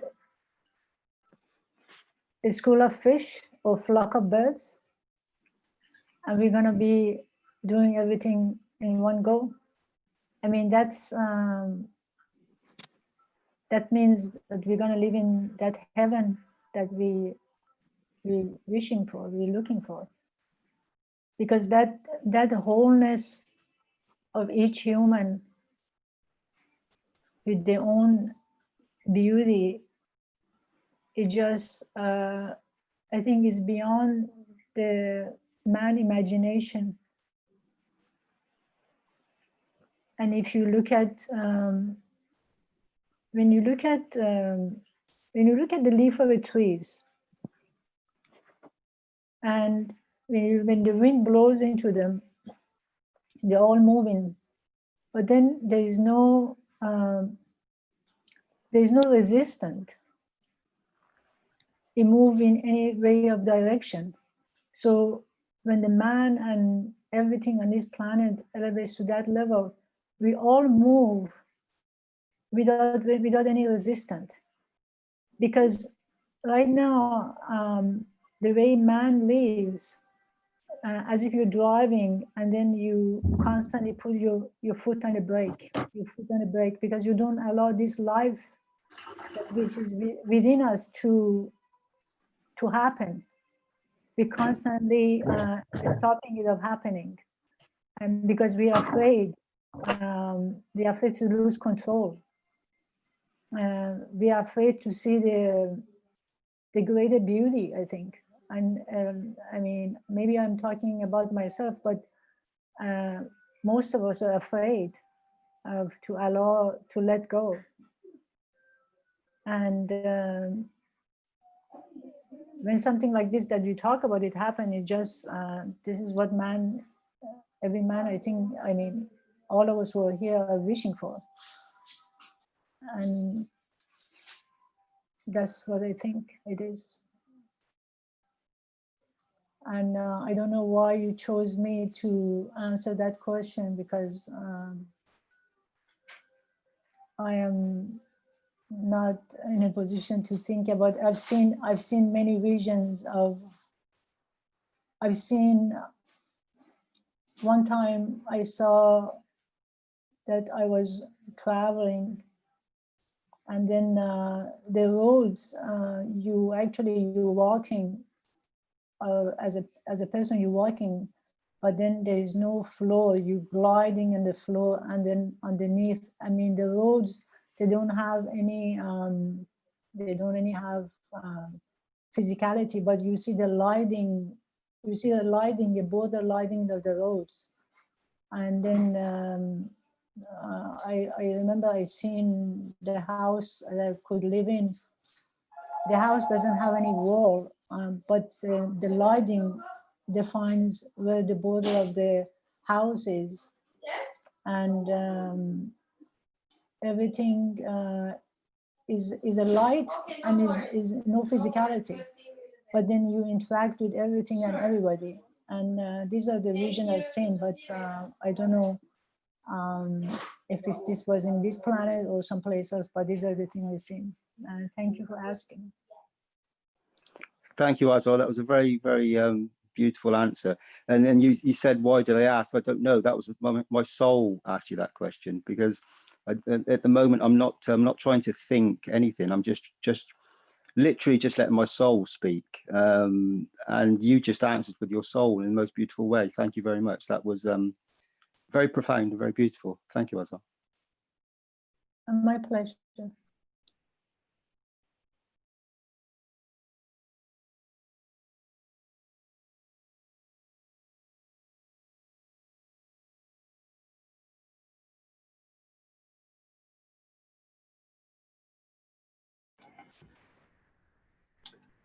Freed mentions in the chat, enormous energies will be available when the souls are elevated.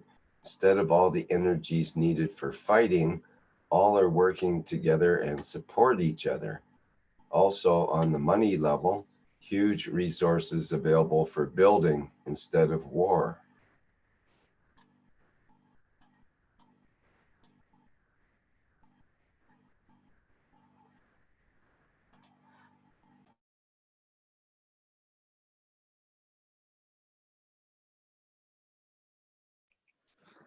Rick, on that that comment you've just made, I've been interacting with a group of people that have they live in a very beautiful way, right back to very not primitive, but in a very beautiful, simplistic way in nature, living in yurts and interacting with the earth in in beautiful ways. They don't, very little is consumed in the way of building. It's all built from trees, wood, using the natural resources in a symbolic way, you know, in a very beautiful way. These people are resonating on a very high level because they're so close to Mother Earth, and because of that, they're also they're very spiritual beings, and they seem to they have like they make wooden circles out of putting I think it's beech trees together, and they do them in various sizes, from very large ones that they put in trees and on the ground and stuff, and people actually live and sleep in them.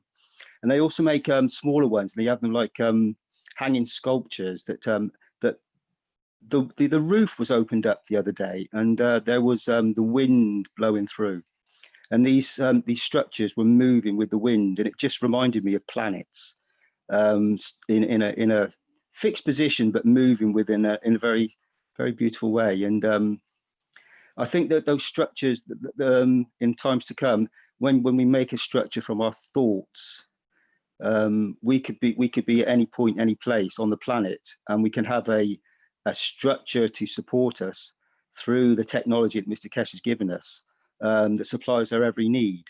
And being able to go from England to, let's say, South Africa or Australia or Europe, Asia, anywhere, at any point, to go and have a cup of tea or interact with somebody, a family member or something else. Structures suddenly change. Everything changes on this planet. The whole thought process changes, and all the money systems completely change. This society doesn't need money. They hardly interact with money unless they have to. There are certain times they need to, but most of the time they don't.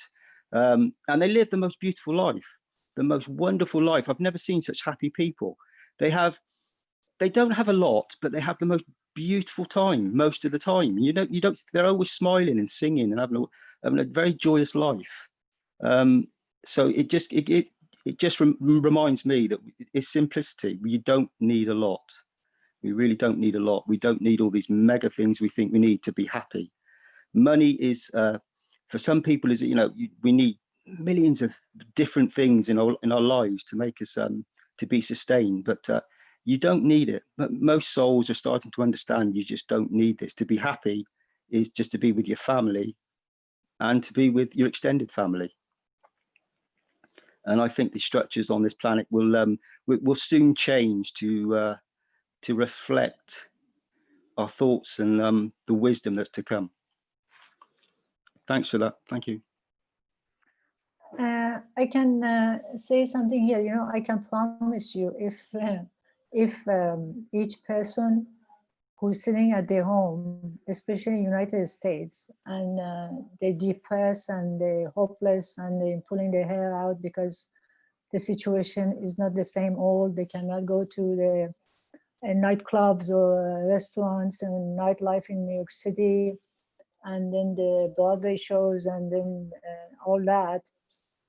If these people step out of their houses and just go and help someone with somebody, actually it will bring so much joy to them, and then they can even stop using the depression medication and all that. But then they just don't know it. They're so in. I mean, actually, we were one of them before because we were awakened a little bit. But they're so entangled in the thoughts and emotions that has taken over, and just this, especially here in the United States, the system is in a way. I remember even when you go to California, because the weather is nice there, and I remember one time I went to see my daughter, and then the unit she was living there, you pass by homes and the doors open and a beautiful swimming pool and everything, and you see no one by the swimming pool. And then and everybody's sitting in their home and watching TV. So you're wondering, the system is in a way, they put everybody in their homes. All we do, just go out maybe work, and then come home, and then shop and eat and watch TV. But at the same time, because you dealing with this body is holding this field of energy that constantly interacting with the whole cosmos. So when we do that, when you create, encapsulate yourself in such a limited place, actually you suffer. I mean, the energy cannot go back to the creator and come back. But then the reason you go out there and you do something with someone, and then suddenly you, because it happened to me a couple of times, I just go out of my way and I just go in a rain or in a winter time, in the snow, and knock on somebody's door and give them a gans. And then I'm tired. I came to the office, like I woke up 4 in the morning and all that. When I go home and I look at myself, I feel good and I look good, and I just don't know why is that. I couldn't figure out. And then I figured out this is giving. But the days I can sit home, I mean, these days, sometimes I have to sit home for 3-4 days, and I just sit on the internet and trying to learn more, watching different videos or reading some Mr. Keshe's book or analyzing this or that. But after a while, I get so tired and exhausted. But then when you go and do something outside for somebody and really go the other way, it just changes your whole perspective. And I just got it. Because this body has this energy that's connected to the whole cosmos, and you lock it in these buildings, and you don't allow it to as if it's just a give and take. You know, you close that door on it. You completely close that door on give and take between you. Even if you go sit in a garden, put your feet on the ground, you connected with planet Earth. You start giving and taking. Because humanity lost the fact that you are a free being, and then if you expand yourself and start to give really like 100 times, I mean, you can give so much. The more you give, you get more out of it. I mean, the fallacy that we have, we make beautiful houses and decorate it and we amuse ourselves with the buying this or carpet, all that. These are really nothing. They just actually put you more into the deeper and deeper and deeper into the ground, and just lock you in this darkness that is no freedom, and you cannot get out of it. I mean, if one realize this, just step out of the house, just go do something for someone, and you will see the feeling.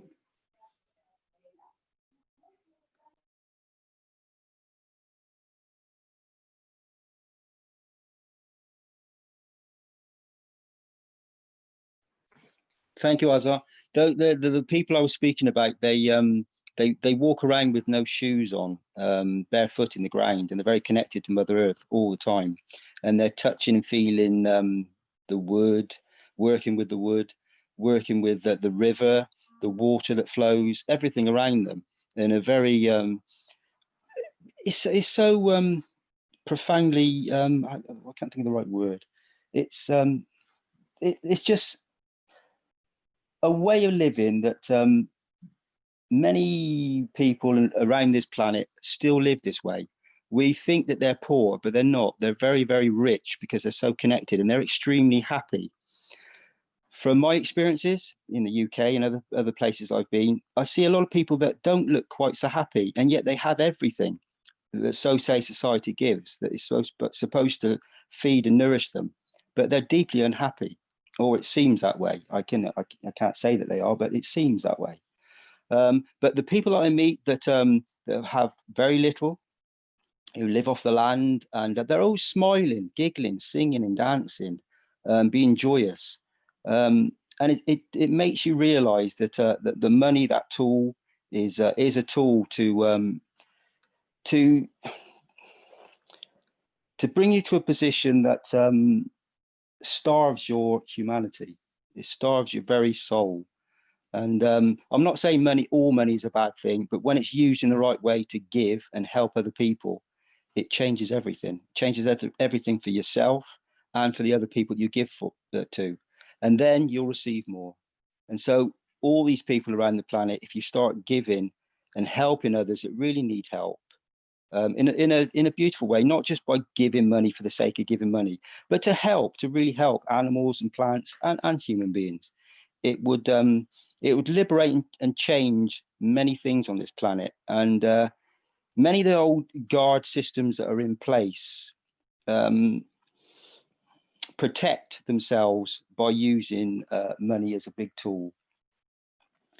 I think with the Ganses and the technologies that we've been given by Mr. Keshe, it releases us from that that bondage, and that I know will be a most joyous thing when people really understand and let themselves, as you say, let themselves go, start feeling the breath of the wind in their face, you know, the touch of a tree, the touch of the earth, connect with Mother Earth.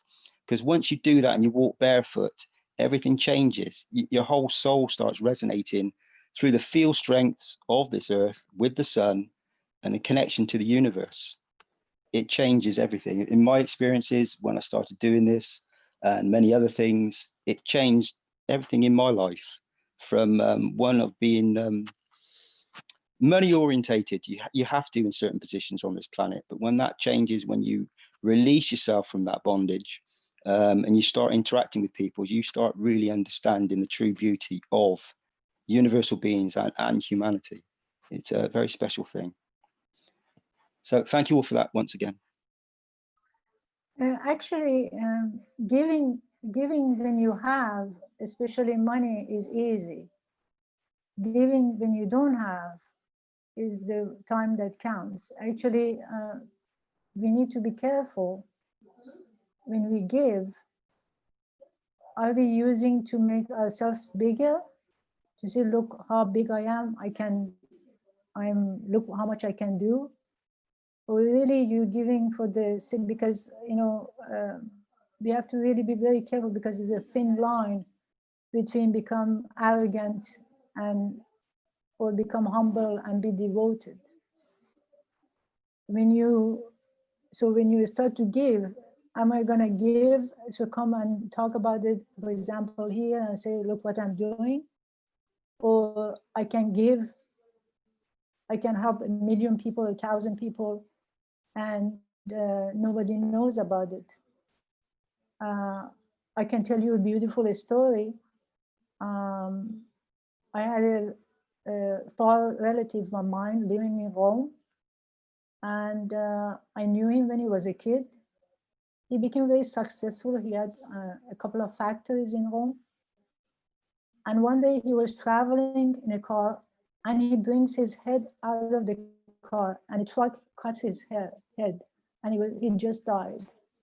So after he died, suddenly the whole town found out that this man was actually supporting about 3,000 families in Rome, and actually giving them every month their rent, their food, their kids' education, everything, without not even a single person know. And how they found out was when he died, they came out because nobody was giving them,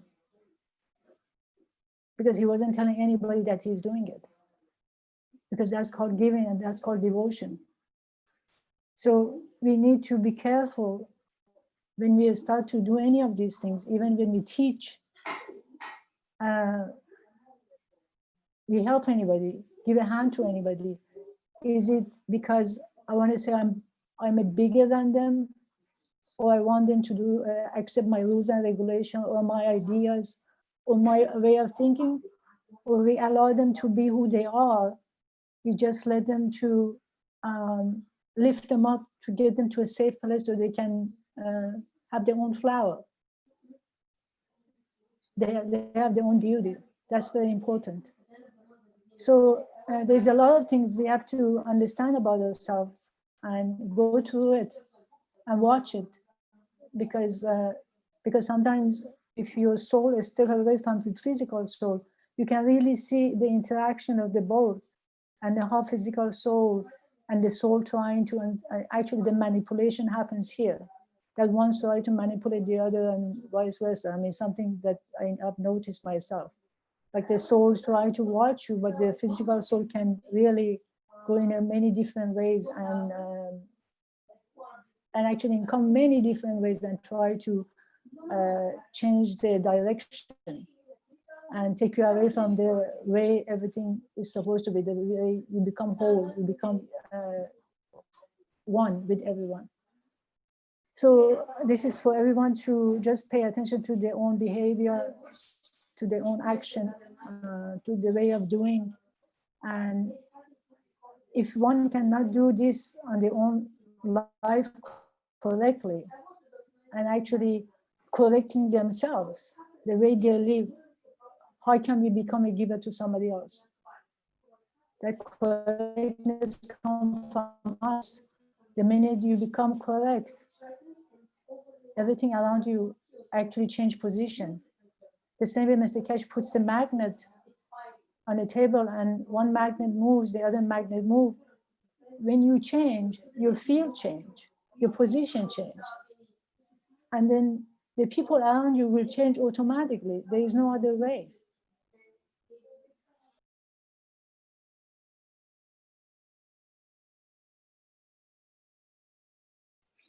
As when you start giving unconditionally, everything you just explained, that happens. It's that unconditional love. It's that giving from your soul and from your heart that changes everything for yourself and everybody else around you. Yes, if you're giving just to make yourself feel big or to feed your ego, yes, then obviously that will not work. But the soul knows.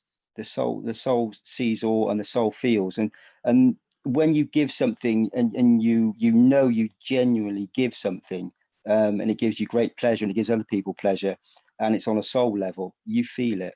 You definitely feel it.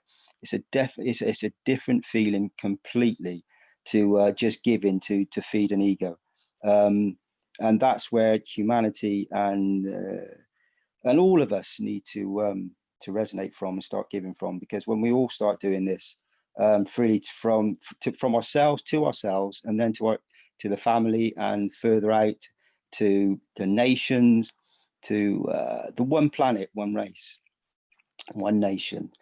When we start doing this in totality with everything, this planet will be the most incredible garden that it always was and always is, and shall be, and will be. A place where the universal community and inhabitants on this planet want to be. Thank you.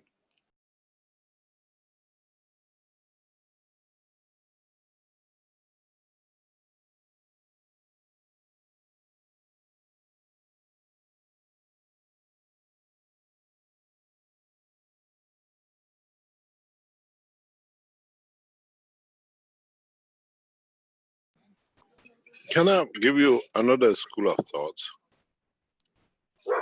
When you live, sorry about this, we got a concert.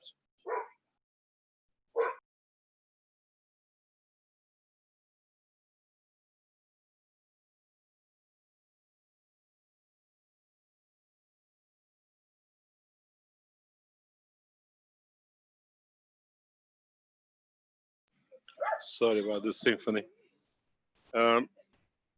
When we get to the age of the soul, understanding of it, do we need these generosities? Is there any generosity in giving money or whatever when you let people live in the dimension of the soul? As he can have what he likes, as he likes, when he likes. With a new understanding, a lot of vocabularies we used before would not exist.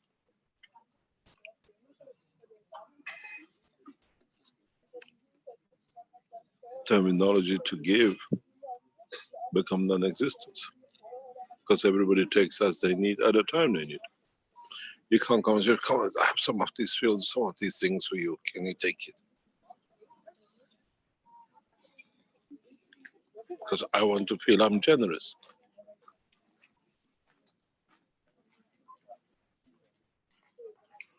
Then there's a new ways of thinking and doing things now. uh, has no meaning in a new cycle.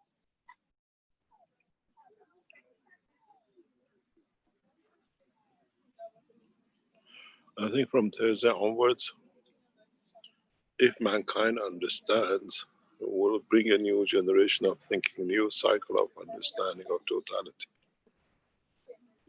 Then nobody needs to give, because everybody's got to watch. I don't take too much as I don't need.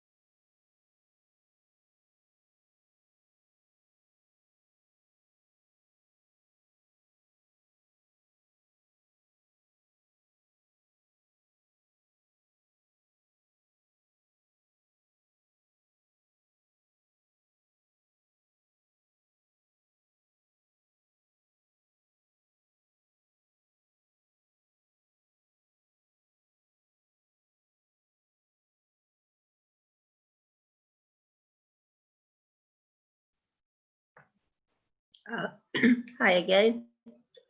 I was just wondering, what should we do when we really have a lot of joy when we give something to some people, which they are supposed to need it. I don't know really they need it, because they might feel humiliated also.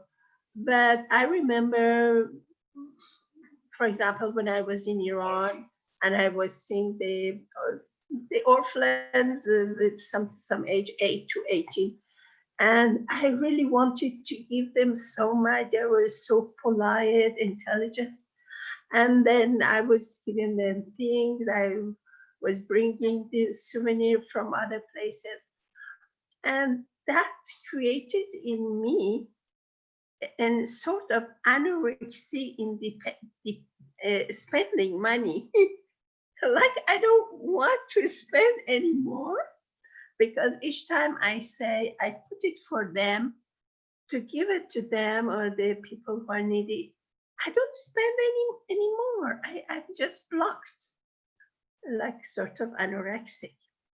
So that's, I hope someday we don't have to give people, I hope someday comes like that, because I feel a little guilty if I don't do that, honestly. But this anorexia is not normal also, because I have the right to spend my money, even though they might need it. So I have to find out a way for myself to get out of it.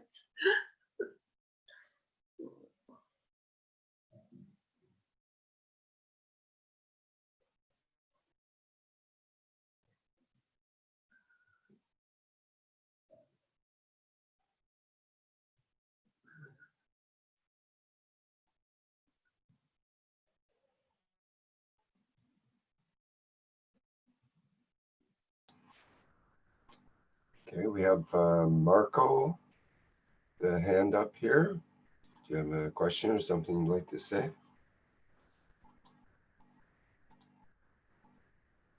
Yes, good morning. I wanted to ask a question. In a way, Mr. Keshe said that giving and taking will have a new significance in a future perspective. I was asking myself what I feel now, and maybe I'm wrong, I don't know, is that in some way we give and our soul gives and gets energy by this because it knows that maybe this process can be made if we all do it together, because in a way we are one. So it is difficult to free yourself and go to sleep knowing that others haven't freed themselves. It's like as if we want to save the planet or if we want to save ourselves, we are all linked together. And this is maybe the sense today in helping others getting higher, no? Is this right or is this a wrong thought? This was my question.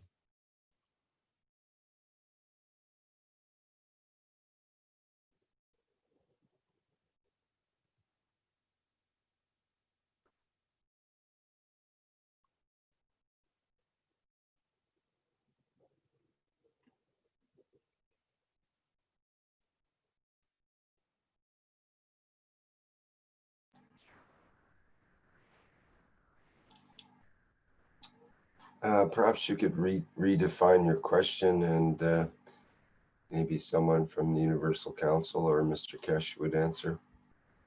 Okay, I'll try to redefine it, make it simpler. Is it right, the feeling I have that when we help and serve the others, it is strictly, it has something to do with ourselves, because freeing ourselves has something to do with freeing, we all have to do this process together.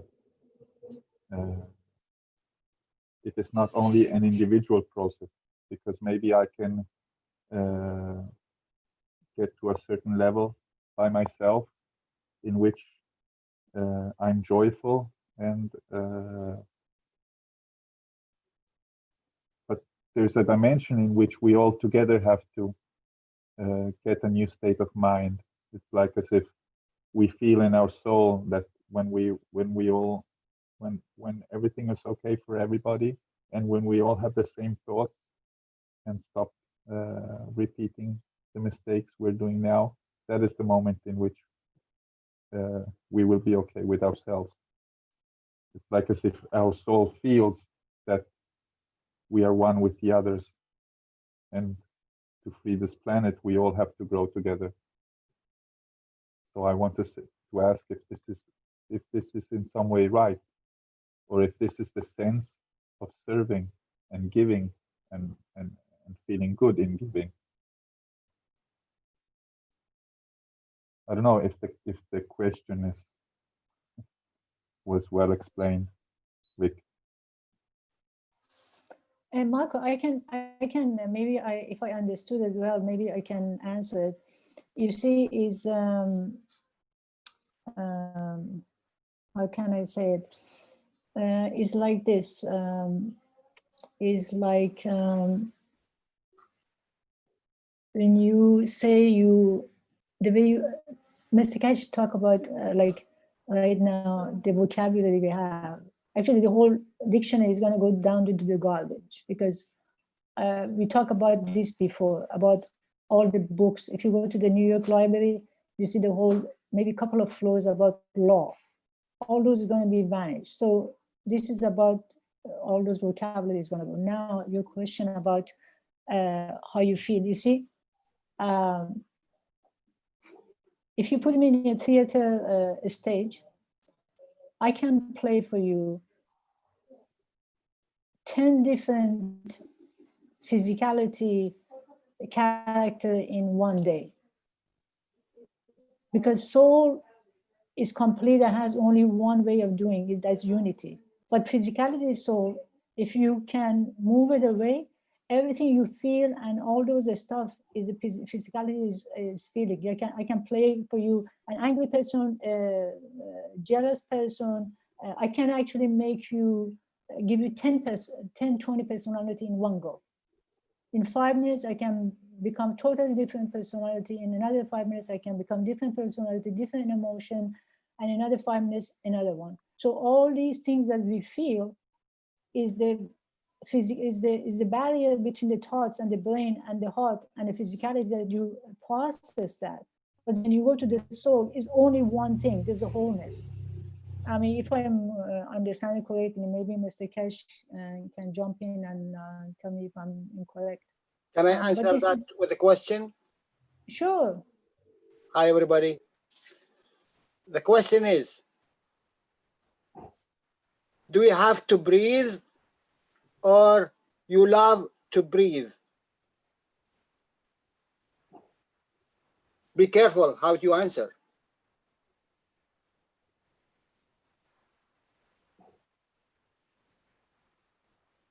Yes, I understand what you're saying, but the question that I meant is that if I learn to love to breathe and I open the window and I look outside and I see people who cannot breathe well and don't joy, or if I learn through my soul how to be free, and the sense that all the things we were talking about, but this doesn't concern other people, I am not totally free, because we are one in a certain dimension. So this is the sense I find in this moment in interacting so much with others, giving, and serving. It's because the goal where we're going is to globally get this state, because it doesn't have a sense that I don't I stop taking my car and I stop creating a wrong economy if we don't all do this together. And did you answer the question? You think you answered the question? I love breathing. I love breathing. In this question, there is 2 levels. If you use the first level, you love to breathe, or you have to breathe, and then you love to breathe. The meaning, you have to breathe because you are here and conditioned on earth. You have to breathe. Then when you learn really to breathe without breathing with this technology, there will be a time you love to breathe because it gives you another sensation, another strength of feel. So okay. It's the same thing with giving. If you want to, this is my mind, huh? In my mind, I have to give. Here, in this position now, I have to give. It's necessary to give. Okay. To achieve a level which become equal in the soul level, because the soul is a giver. She do not think to give. She do not, you understand? It's a giver. Yes.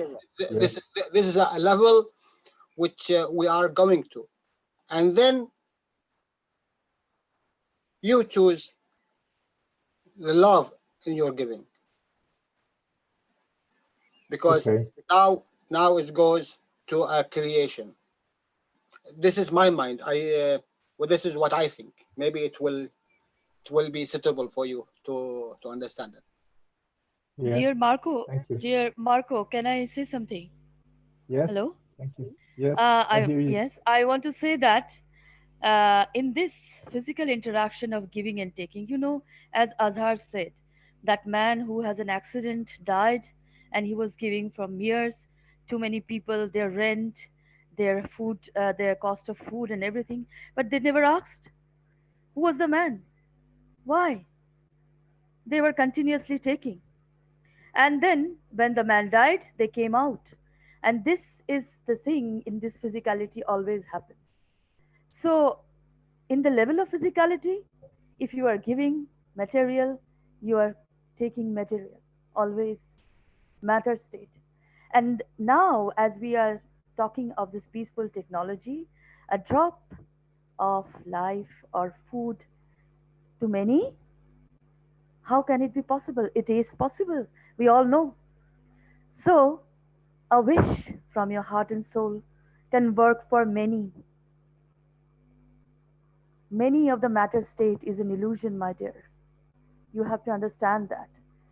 Many have given, many NGOs are running, many charity has been done, but still the form of living and the form of pain and suffering still remains the same. Because we haven't wished properly. We haven't wished at all. So wish from your heart. The drop will go everywhere, like the drop we are doing. Marco, Yes, is it, I, you understand what I'm saying? yes, very well.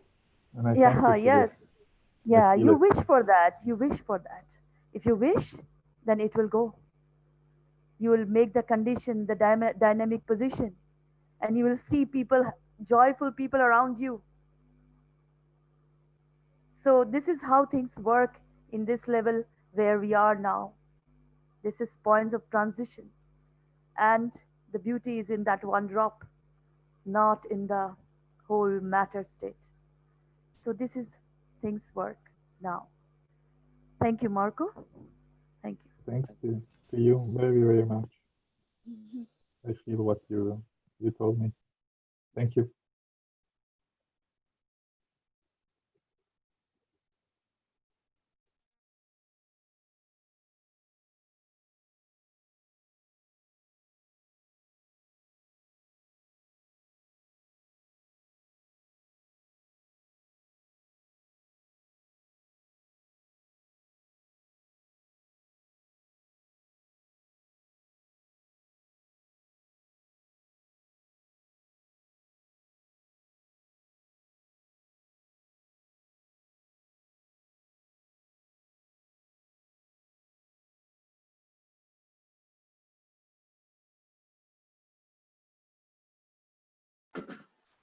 But Marco, don't forget, you are breathing without thinking, eh?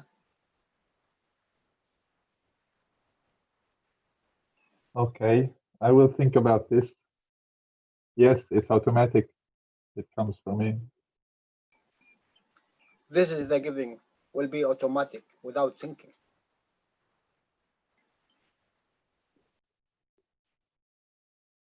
Yes.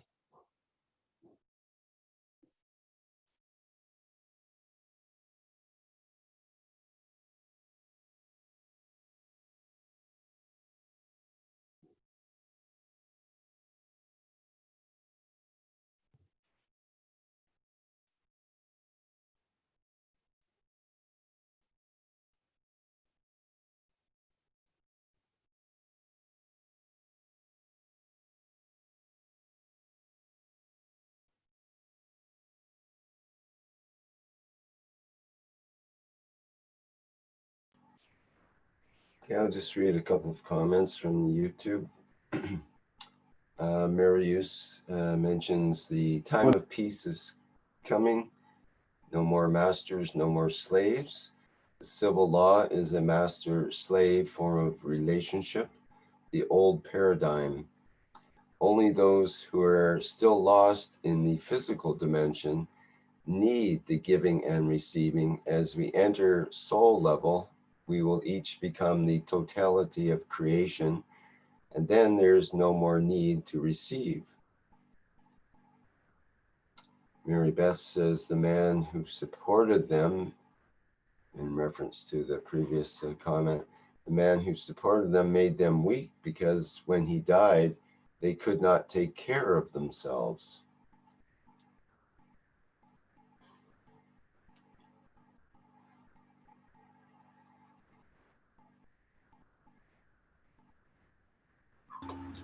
Rick, I don't think one can give without taking, because Plasmatic fields have both. There is no giving without taking. There is no magnetical without gravitational. That's my understanding.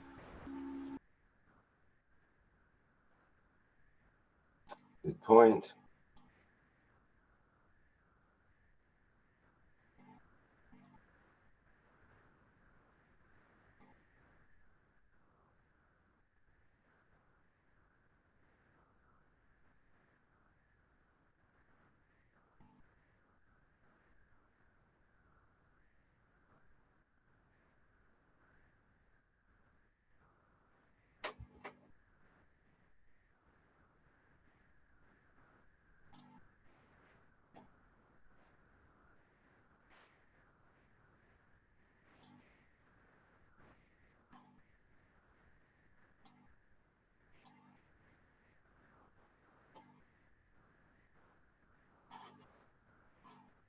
Okay, I don't see any other open questions and no more hands up.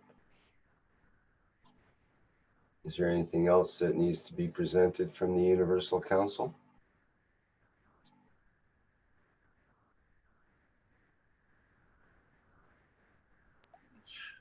If I can come in here, yes, there's a number of things I'll be asked the Universal Council, as you've seen it at the beginning. The Keshe Foundation, due to its growth, which is upcoming and where we are, we need new Universal Council members and support.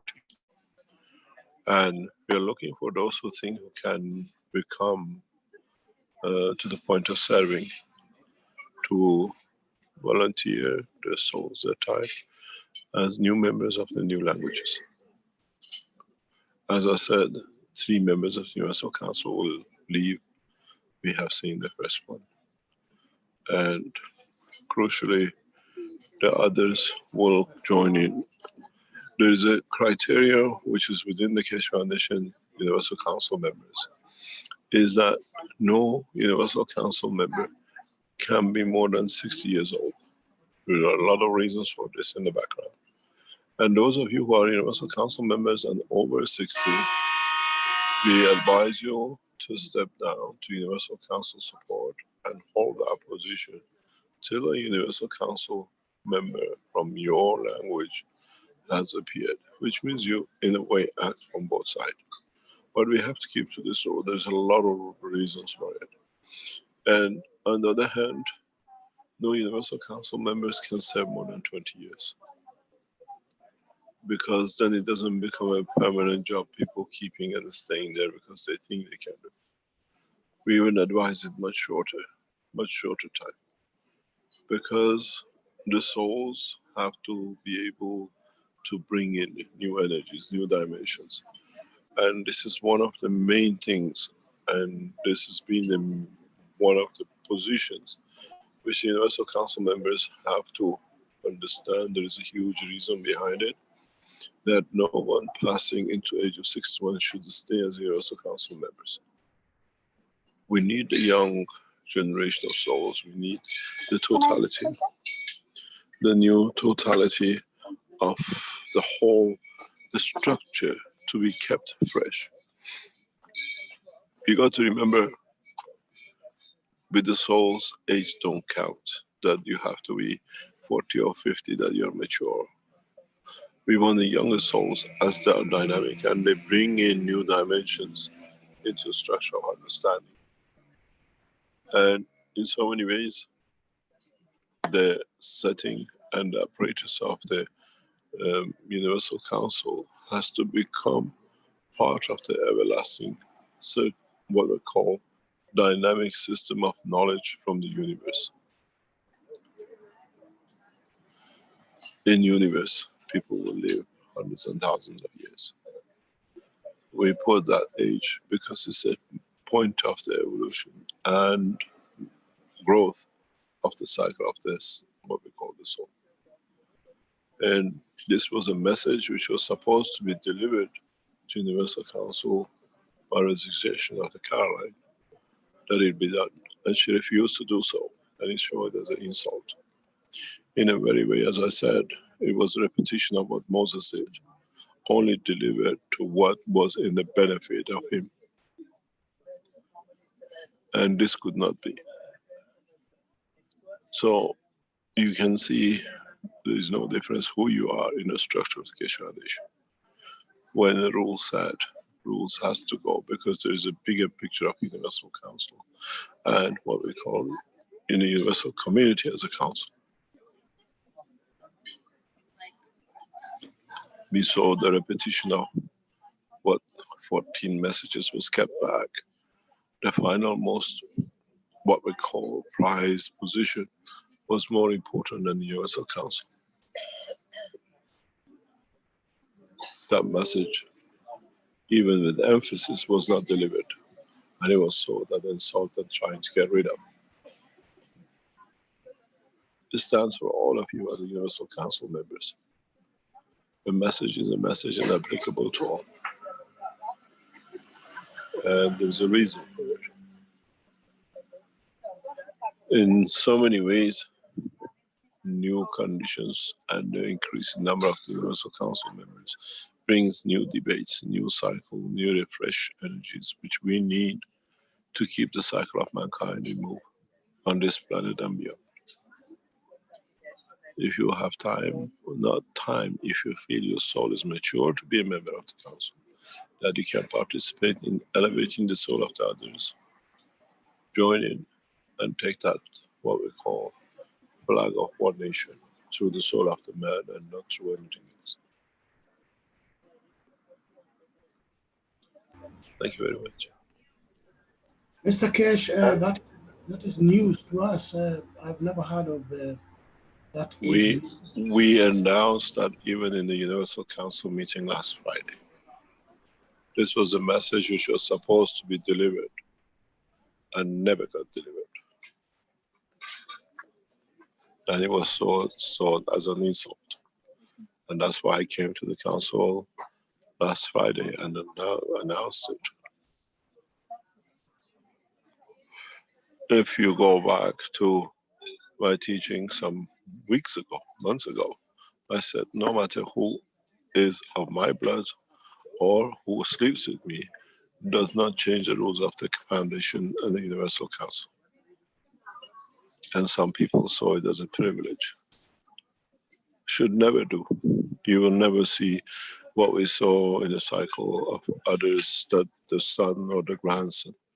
If you respect them for their knowledge, that's yours. But there should not be any privileges. This was the message which was not delivered for over 3 weeks, 4 weeks. We asked it to be done because it was sought as an insult.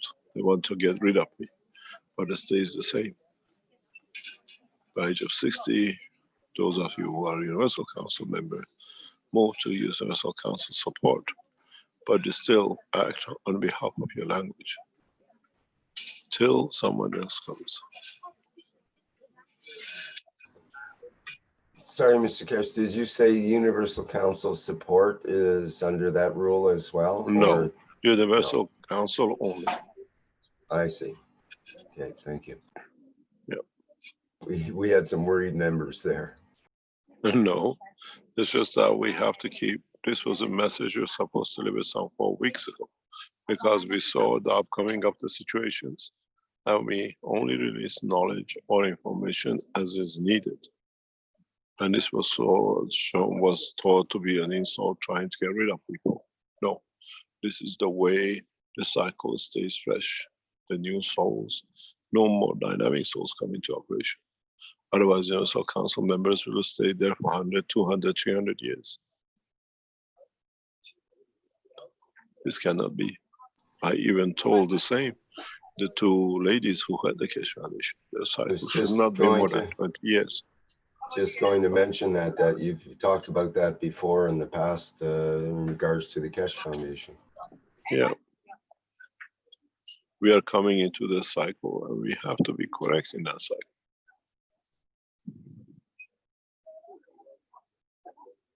We got to be correct. Some people think it's just because it's me, I am, and me has to be. No, cannot be. Then we become a hierarchy and become part, which never recycle itself to a fresh dimension. And this has been one of the biggest problems for Caroline to resign, because they want to get rid of me. There is a rule and it has to be followed. Then the message was not passed on, because then I had to move. Glory was bigger than the foundation.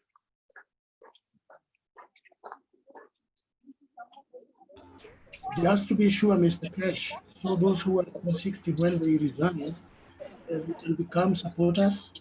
Yep. For how long? You move to the For how many support years? of Universal Council.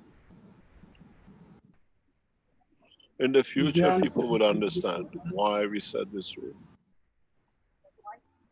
I'm wondering whether there is an age limit for supporters. Well, no, there is no age limit for supporters. Thank you very Even much. a child of 5 can become a supporter. Understood. Thank you. Thank you very much.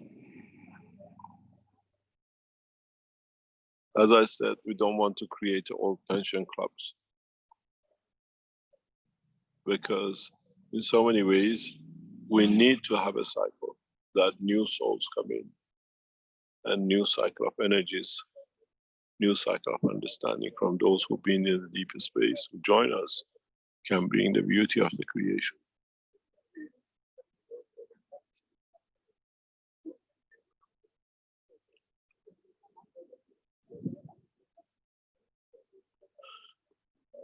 Thank you very much. Mr. Keshe. Yes. Hi, it's Peggy. May I ask you a question, please? Yes. For the English language, this is something, and I am a Universal Council supporter for the English language. Yes. And the thing that I've always noticed is the English language, because we have so many countries that English is dedicated as their official language for their country. Yeah. I was wondering if there's been any consideration for multiple English Council members that are on different continents, possibly. Yes, we already covered that months ago when we opened the Arabic language with Jamila. I know Jalal has applied to become the Universal Council member for Iraq. Iraqi speaking people, not Iraq as a nation, because they speak Arabic, but it's still different. We've done the same thing with the English language. We have Thank you. French translated. Thank you. I did not receive that information down the chains. I appreciate No, it. we already covered that with Jamila. That's why we opened it, because the language has different cultures. We had this with Brazil, with Portuguese from Portugal and Portuguese from Brazil. This was resolved last year when we went to Portugal, and we went to Brazil, and we found out the problem. It's Portuguese, but different understanding and different culture.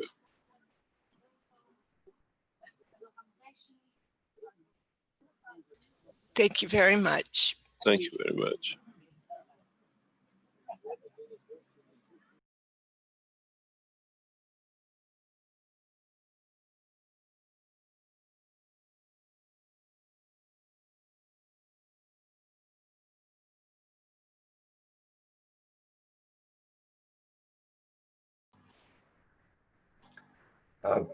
People were wondering if we're going to have a One Nation, One Planet, One Race for next week and through the summer break. If the majority want, there is no problem. It's only for about 8-10 weeks. But we try, because you got to understand the backup team and the people who do a lot of work around the foundation, they need the rest too. So we only carry on with the Thursday teaching and Tuesday workshops. The rest of the Keshe Foundation operation shuts down totally as of this Friday for the summer season. I know this summer nobody's moving anywhere. There is no planes and there is no borders open in many places. But last year we were pushed to open private sessions for all all the, what we call, people took a lot of privileges on it, and it put a lot of pressure on the back support of the Keshe Foundation. This year only goes with the Tuesday and the Thursday teaching will stay permanent.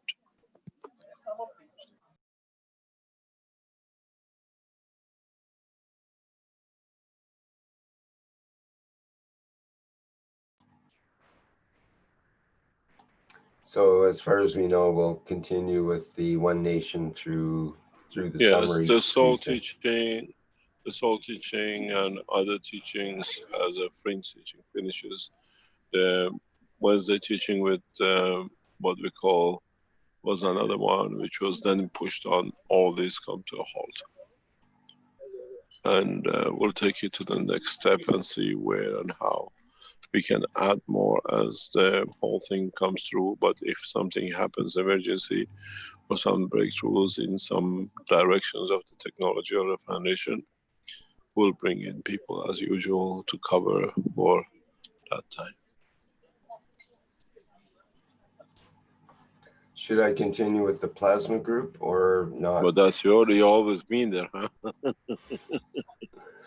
Yeah, I'll carry on if people want it. If they don't show up or have nothing to say, then we'll just have a short meeting. Yeah, the way I see it, we bring new dimensions in as the universities and the other aspects of the work opens up, and we see how we can extend to this knowledge. Then the teaching from Thursday will become major breakthroughs, and through the space technology and everything else.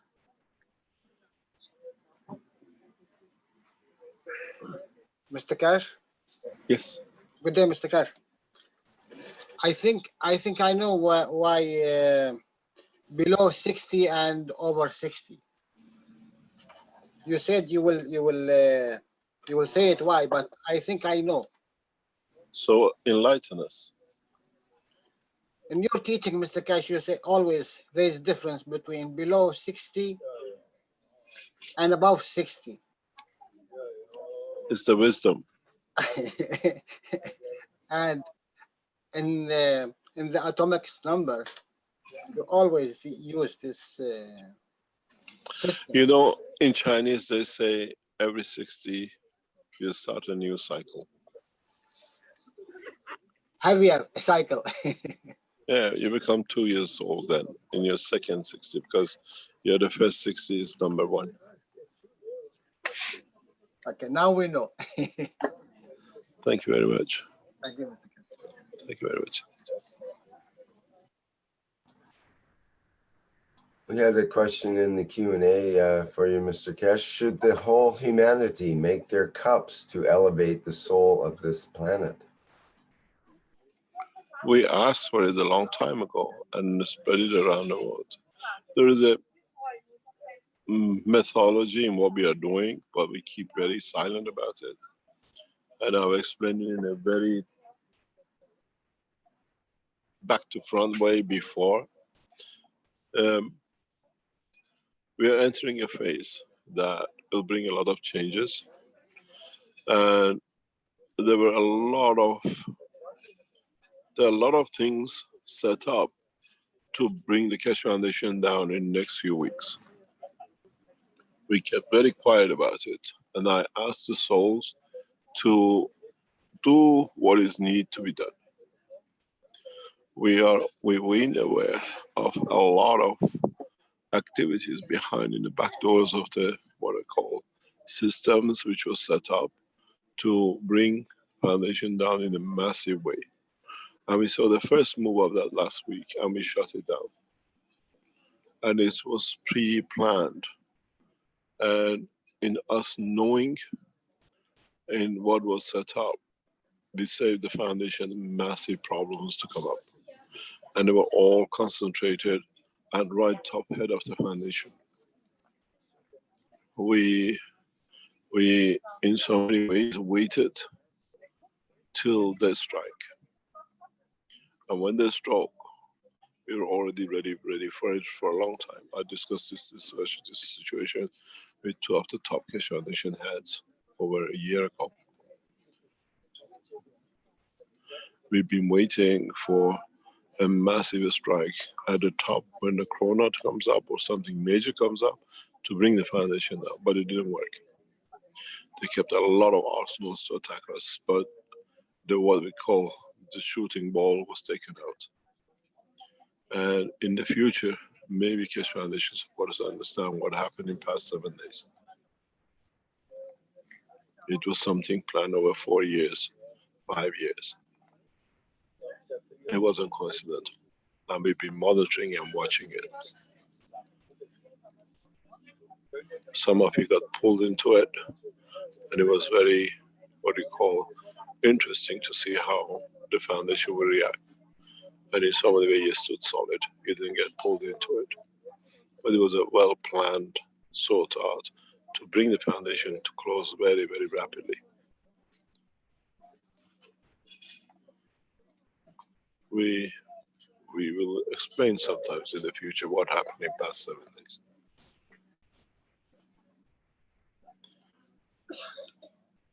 Just stay, and the whole purpose is to serve the foundation of humanity. And this is why we kept everything back till that the strike comes.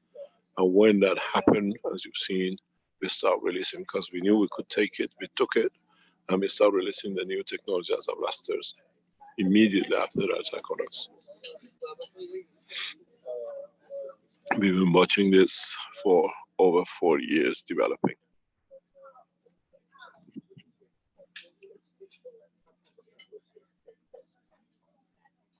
And we responded immediately within less than 24 hours, releasing new technologies which was kept back waiting for this and the rest of it, because now the foundation is safe.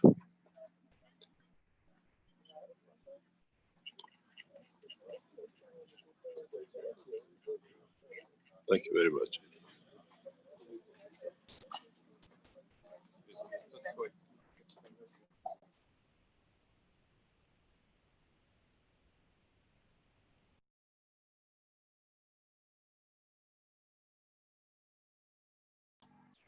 Okay, we have Mark with his hand up here. Would you like to go ahead, Mark? Yes, Mr. Keshe, I thought when we delivered the technology to the planet, we would reach the land of milk and honey, so to speak. And in so many ways, You we haven't will delivered reach anything that. yet. What do you think you delivered? Well, I see it already there. But you alluded to, you said that this technology will create other problems that we haven't foreseen. Could you allude to some of those? I don't think you mean unemployment, or maybe you do. We would love unemployment. Exactly. What you said was the government should create massive unemployment right now. Oh yes, but we have to be able to support it. Listen to Thursday teaching. In Thursday teaching, we open a new dimension, as I explained in the soul teaching yesterday. We are aware of a lot of things happening, and we are aware of a lot of positions which will be risen. New conditions which are set up to come up.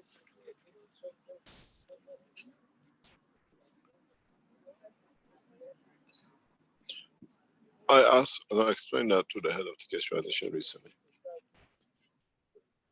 In which part of the universe people work, people go to job, people go to factories, beings attend the schools. We structured this planet the wrong way, and it's time now to do it the correct way. Knowledge should be transferred to the child at the point of inception. Knowledge should be transferred to the child that it doesn't need anything, the food, the energy, that he lives a passive life, which means just adds to the knowledge. If you decide to work, if you decide to do free gardening for somebody, if you decide to go and work in a television factory, it's just something you want to do not to be bored. You don't need to do it because you have to live. You will understand in the teaching coming up on Thursday, we go directly for the head, which is the space technology, which means that no man needs to work. If I put you in a spaceship to go to another position in this universe or the next one, where is my factory? Where is what you want to do? Except you serve, you play, you enjoy, because everything is provided. If we can do that in space, why can't we do that on this planet? With the knowledge we have. We're changing the course. And that change of course of change and change of course both will bring massive dilemmas for the governments. They're all at home, we get no money, we still no riots, everybody is there. Why can't we carry with the status quo?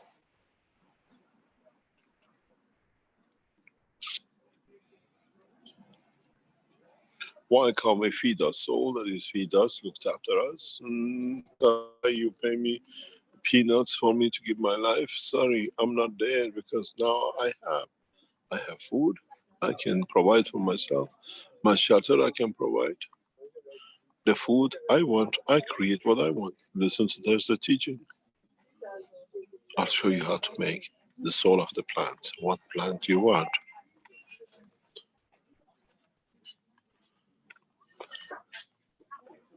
Do you want it in physicality, or do you want it in vision or energy? As I said, we were waiting for the move that they were waiting to literally strike the Keshe Foundation down to zero. When happened, we took everything out of it. Now we released that they have nothing to do. They were taking a lot of ransoms and now worth nothing, because that ransom doesn't exist in the foundation anymore. They were waiting to blow at us this week and next week when the corona comes out, by literally destroying and embarrassing the foundation. It's gone, it's not there. They have no legs to stand on. We took what we call the head of a snake.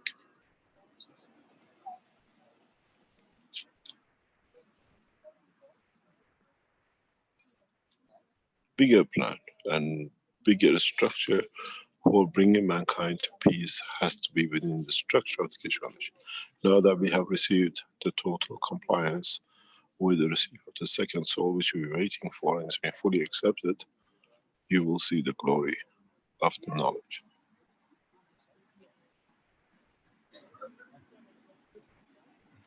The cycle for us who came here to bring us change is more or less started and completes very rapidly.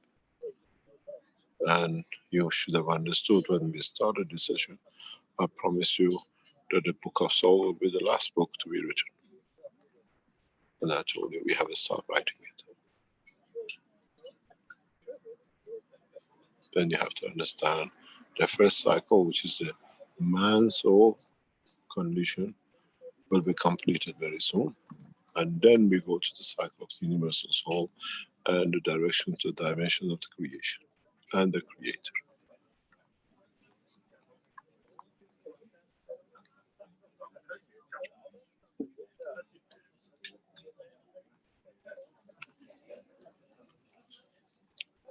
Thank you very much.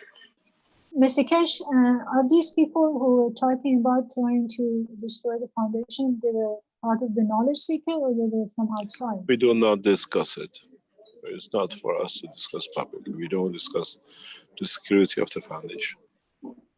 Thank you.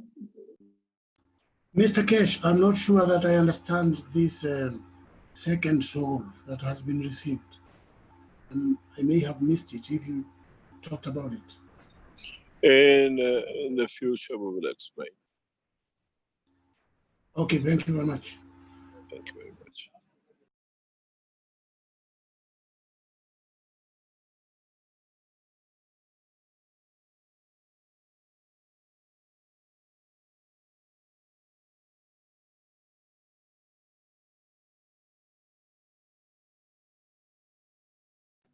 Thank you very much for today.